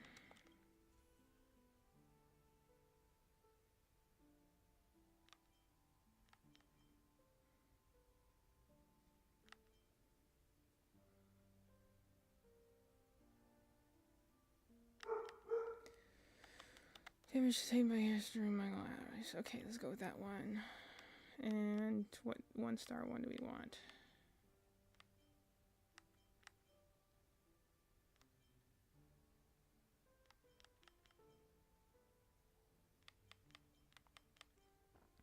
Entire slate with DOT's damage. Oh, we don't need that one.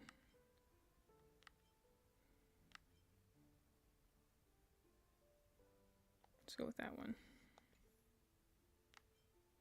Don't really need to override anything because we don't have any unfilled equations, so let's just go forward.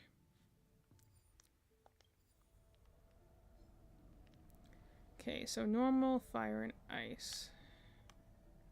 Argenti's like a deceptively hard boss because it's not him, it's actually the summons that he makes are kind of can be a pain in the butt to deal with. Let's put Himiko back in because we definitely need him. I mean her.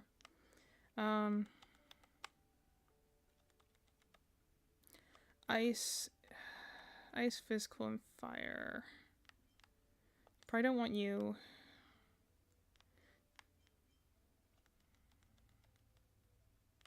Let's put you in the center. Let's put you on the center, actually.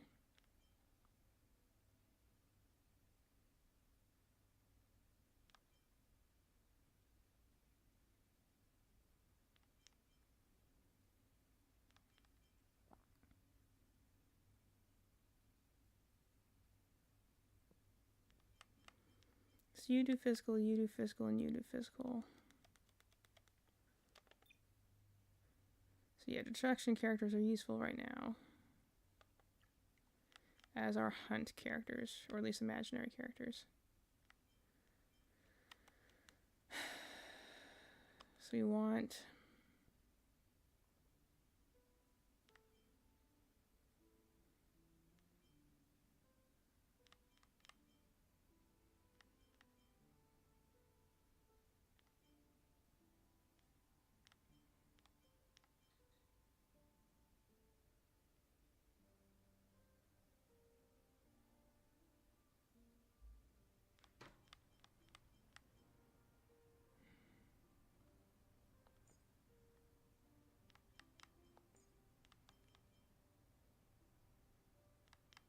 I can't remember if your nihility or your harmony.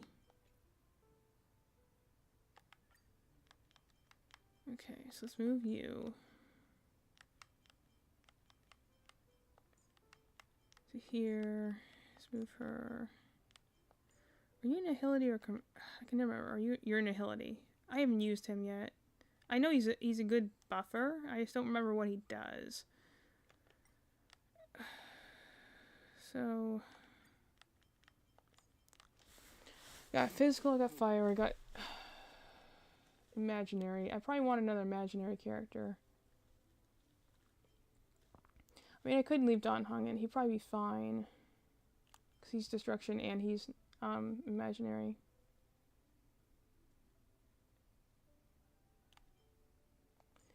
Yeah, I'll leave him in. Because I have a bust right now for destruction characters and imaginary characters, and he has both of those. So we'll put Himiko in. We don't have any ice characters, but I don't think that's going to be a problem, honestly.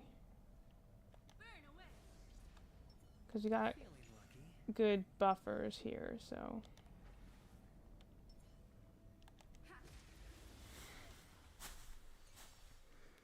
Rise to the challenge.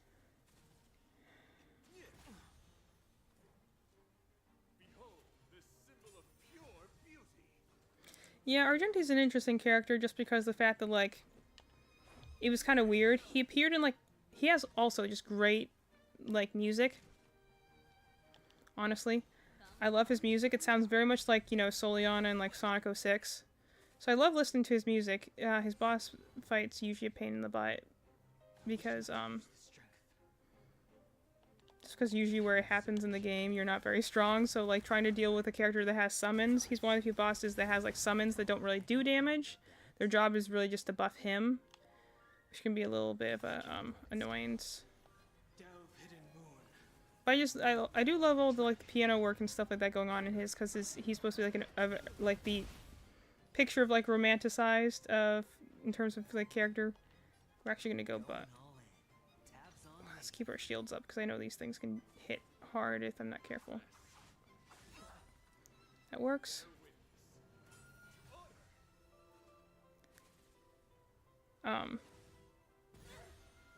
Thanks. Appreciate it. But, Ardenti is an interesting one because, again, he appeared for, like, one event, and then he doesn't officially appear. He appears again officially in the third world, but he isn't, like, attached to any particular quest at the moment. He's one of the, like, what I would call, like, roaming characters, where there's a lot of characters who have, like, a particular world they're associated with, but there's also a handful of characters that are just, like, introduced to be introduced, so they're not, like, you know, doing anything significant in the story right now. And Argenti is definitely one of those characters. He doesn't do anything necessarily that's significant in the story as of yet. He just kind of is here right now. But that's like... I forgot I still have that deviate thing on. That's fine.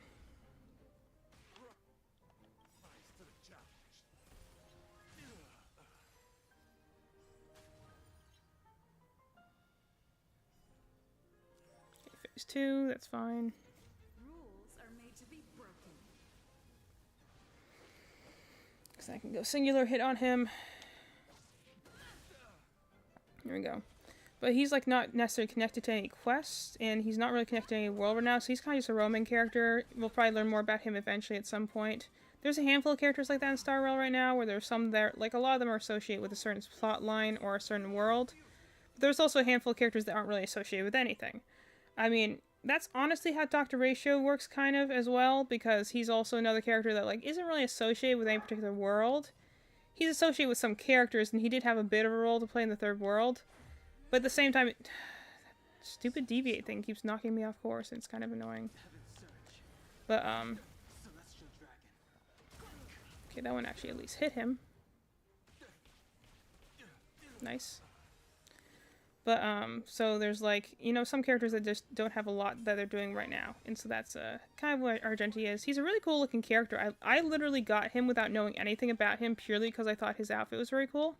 He also looks like he could be related to Himiko, like he could be like her brother or something like that, because they wear very similar outfits with both, like, the white and gold, and they both have the bright red hair. So, if at some point in the canon and the lore they went to said, like, you know, the Himiko and Argenti have similar origins, I'd be like, yeah, I believe it. There's kind of a similar situation going on with Dr. Ratio right now, where they're like they're introducing the Greek-inspired world, and we're like, there's nothing been confirmed yet, but a lot of people are.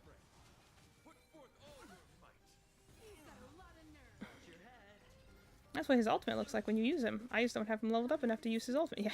Precise machinations. The dice have been cast. But, Bust. let's see, did it actually target the right enemy? Nope, it deviated again. So I'm not even hitting the right enemy. That's fine. It's okay. Just use it again. Have been cast. Bust. Now will it deviate again, or will it actually... Okay, this one actually hit Argenti, that's fine. Take it all. But, so there's, like, you know, some speculation about whether, like, Dr. Ratio has anything to do with this current world that's very Greek-themed, and he's the only character right now in the game that has very Greek theme, and also, we don't really know where he came from anyway, so it would be an interesting twist, so to speak, but, like... Still don't understand. Argenti's one of those characters where he's not, like, really connected to any particular thing or quest right now, so if he randomly was important in a later world quest, it would make sense, because, like, he hasn't really done a whole lot yet. But he's also an interesting one because he was barely in the game to start off with. And, then his, like, voice actor just randomly changed. So the guy had, like, very few lines in the game. And then he just randomly wasn't in the game anymore. Which was kind of just weird. Like, I got, it's a, looks, let's see. I just got out of the party. Why are you fighting Argenti? Argenti's, thing is, like, again, he has this whole obsession with beauty and chivalry and being like a knight. So his way of, the best way to get to know someone is to immediately fight them. So in several occasions, usually when you fight him, he's like, now we must fight to really show how beautiful both of our souls are. And so, like, literally, he shows, the first time you meet him, he shows up in the train car, you start fighting with him, then the rest of Astral Express shows up, and they're like, hey, why are you fighting this random guy in our parlor? And you're like, well, he started it. And that's how you meet him the first time. Like, every time after that, he always, like, wants to start fighting first. That's his way of discerning the beauty of someone's soul. And Argenti's logic makes sense to him and pretty much no one else. So he's one of those kind of random characters. He does look great. I love his outfit. That's the thing. Like, he doesn't do a lot, like, functionally in the game right now in terms of, like, lore and stuff like that. But he's also a character that just looks so cool. And I've just not been able to build him yet. I haven't put effort into building him. I need to, because Erudition characters, he's an Erudition character, are really good in this one game mode called Pure Fiction, and so I really need to build him. I just haven't done it yet because I've been building the more essential ones first, like I'm building Aventurine because he's a preservation unit, so he's always useful as opposed to being selectively useful. But I haven't built him yet. Definitely gives, yeah, he has strong Lawrence vibes where he's like, you know, this ideal for the sake of the ideal and nothing more, and I'm a little clueless about the rest of life, and you're just like, okay, dude, you do you. He does look a lot like, yeah, he does have a very similar aesthetic, though. I mean, that's honestly the reason I got him. Like, hey, guy with a rose aesthetic, I'm down for that. That sounds like fun. So I literally, Argenti was like the first character I got purely based on aesthetics. Like, nice. I got some more jade. But because like I got like Dan Heng, like I watched his like character trailer and I thought he was very cool. So I did actually get him for, like, you know, I liked him as a character. But Argenti was the first one. I'm like, I don't know who this guy is. I don't know what he does, but he looks cool, so I'm gonna get him. And also, again, he looks like Himiko, so I was also like, thought that was funny. And I've not used him yet just because I haven't had a chance to build him because, honestly, his rewards are kind of in a weird area. So, like, for the longest time, I couldn't figure out where his ascension materials were, so he was stuck at level 40 for a while I'm in, like, level 65. It was only just recently I figured out where his ascension materials are so I can finally build him, but it was just kind of a funny where I'm like, oh, there you are.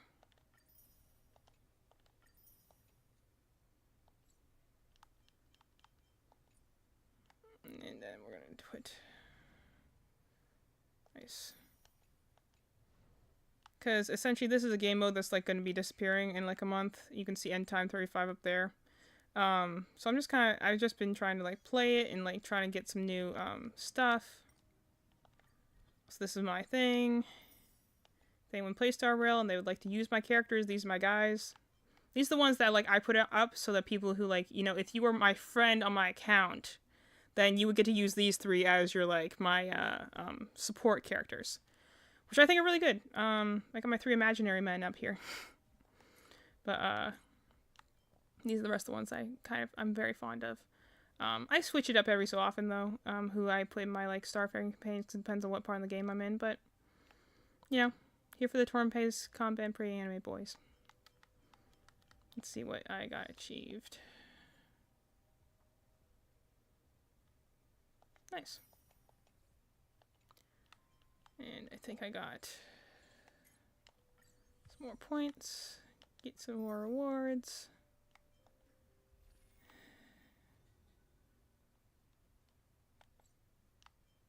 Yeah.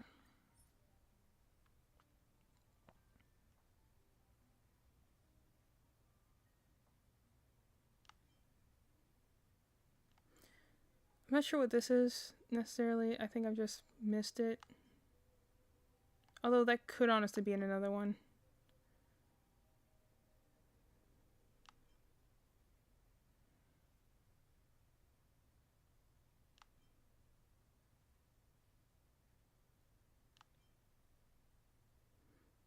I'll have to look into these later so I can go get more stuff from them.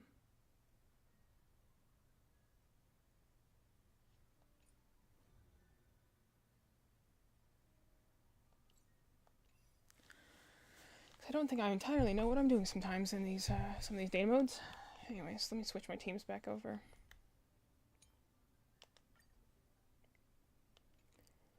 Anyway, but like I do actually have Argenti. I just he's lower down because it took me so long to find out where his materials were that he was stuck at a low level for a while. It's all the way down here.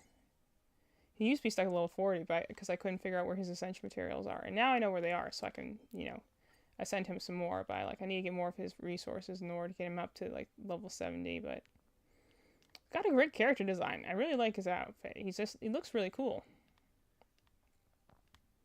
Like, yeah, I love his very strong like rose theming he's got in his thing, and he's kind of ridiculous. Honestly, he's a very ridiculous sort of character, but it's also one of those ones that you're like, I oddly, I don't mind that too much. You can be kind of fond of him, and also because again, he doesn't do a ton in the story right now, so I don't really mind. Can I just say, I've said it before, I love that they do have difference in height here, like with the characters. Like, he's barely taller than you, and your character is kind of short. And, like, he's tall enough to be taller than her. But I like the fact that, like, yeah, very powerful, like, water dragon sword character, and he's not very tall. Like, Himiko's significantly taller than the rest of them. Dr. Ratio is actually pretty tall, but he's usually paired with Aventurine, who he's, like, a head and a half taller than. And, like, she's small. He's kind of medium. He's definitely short. She's surprisingly on the shorter side. But, like, not all the guys are tall and not all the women are short. I kind of like the idea that there's some differencing in heights between our characters. Everyone ships him with Sunday. Which I kind of get where they're coming from. Especially based on appearances alone. I can definitely get where they're coming from. But, like, also, Sunday's a bit shorter than other people. He's not necessarily short. He's taller. I say he's probably taller than Dan Heng, but, like, he's on the shorter side. I also have to build him. It took me a while to find his materials, too. And I also got him pretty recently, so I just haven't sat down to do it. So he took forever and a half to get him. I had to spend a lot of currency. For some reason, I had the worst luck in the gacha trying to get him. But I really like his outfit too. This isn't the outfit he has in game. He actually wears something different during his story mode because this is him like post his world. But I like the way they out, because originally he used to be entirely in white, and he had a more like priest-looking outfit. If you couldn't guess by his name, he has a lot of like religious things going on with his character. But I like that they added the blue into it because it really kind of adds a little bit of a change too. And he has a bit more gold in his outfit now too. It kind of gives you this almost kind of like chess idea where you have a strong color next to white. And I like it. It's got a really nice outfit. Really enjoy it a lot. Need to do his character quest to figure out why he has this outfit, because that's not the outfit he has in the main game. He has a different outfit in the main game, but I have not done that quest yet. I've been kind of steadily, slowly going through it because that's what I have to do by myself. Is like I don't do that on stream because I don't want to accidentally spoil anything for anyone who hasn't gone that far, and especially somebody like Sunday's quest. He has some pretty major story beats. So I definitely would not want to, this is the third world, by the way. It's essentially in a dream, but it has this very kind of Las Vegas vibe. You see there's like just whales flying out the window right over there. But, it has some very, like, fun things to, like, investigate. He's an earlier, like, game 5-star character. I really just love his outfit. just because even just the asymmetry. This is why he's like Neuvillette. Like they both have a stationary thing, and they both have this. They both are very strongly associated with rain. They're both like water dragons. Like I just like their. It's just funny that he came out at the same time as Neuvillette. I'm like, that's very funny. Donghong's kind of like if Zhongli and Neuvillette had a son. That would be Donghong, because he's definitely somewhere sitting between the two of them, personality-wise, as well as in his appearance and abilities. So he's very cool. I love his outfit. Definitely would love to. If I could cosplay as a unit like that, I'd definitely love to. But I like he has some asymmetry in his outfit, but he also has like some his outfit's clearly like in evolution of his like original outfit. So I just really like. That's why he still sits as like my favorite character, even though again it's a stiff competition with like Aventurine, who I really love his story. But I'm like, yeah, I just love this guy so much. He was my favorite character before I even started the game. He was like Zhongli for me, where he's like, yeah, this is a character I love before I even started the game, and then the fact I got into the game, I'm like, this character is also very awesome as a person. That's even better. Love it when you can love a character for more than just like appearances. Anyway, I think I'm gonna take a break here and go and get some food. I think I've been streaming. Let's see. Yeah, I've been streaming for over 3 hours at this point. So.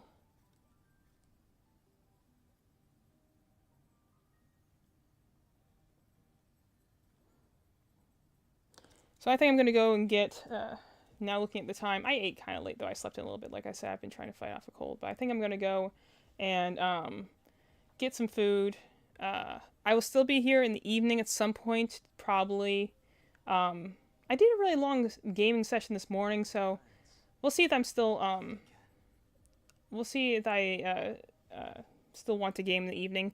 I will probably be here, as usual, for Tuesday's, Nuzlocke stream, but we'll see. It depends how I'm feeling in the evening, because I've already done a pretty long, game stream this morning, so I'm pretty happy with that, honestly. So I'm going to go and get something to eat. And thank you for everyone who was here, who lurked, who chatted. Thank you, Madeline, for having 2 chat accounts open at the same time, so we look like we have a much busier chat than we do. Thank you for everyone who was lurking, who was chatting, who was talking. Thanks for everyone who was trying to keep up with my conversation as I was kind of like speaking at an incredibly rapid pace about random stuff that I don't even really quite remember, because I was busy in the middle of like a hyperfixation while I was trying to do turn-based combat. So it's been a little bit of a weird, not necessarily weird, but I think active, a little hyperactive stream. So yeah, I'll see you guys potentially later on today, but if not, then some point tomorrow. Probably doing the Nuzlocke stream next. So, thank you for hanging out with me.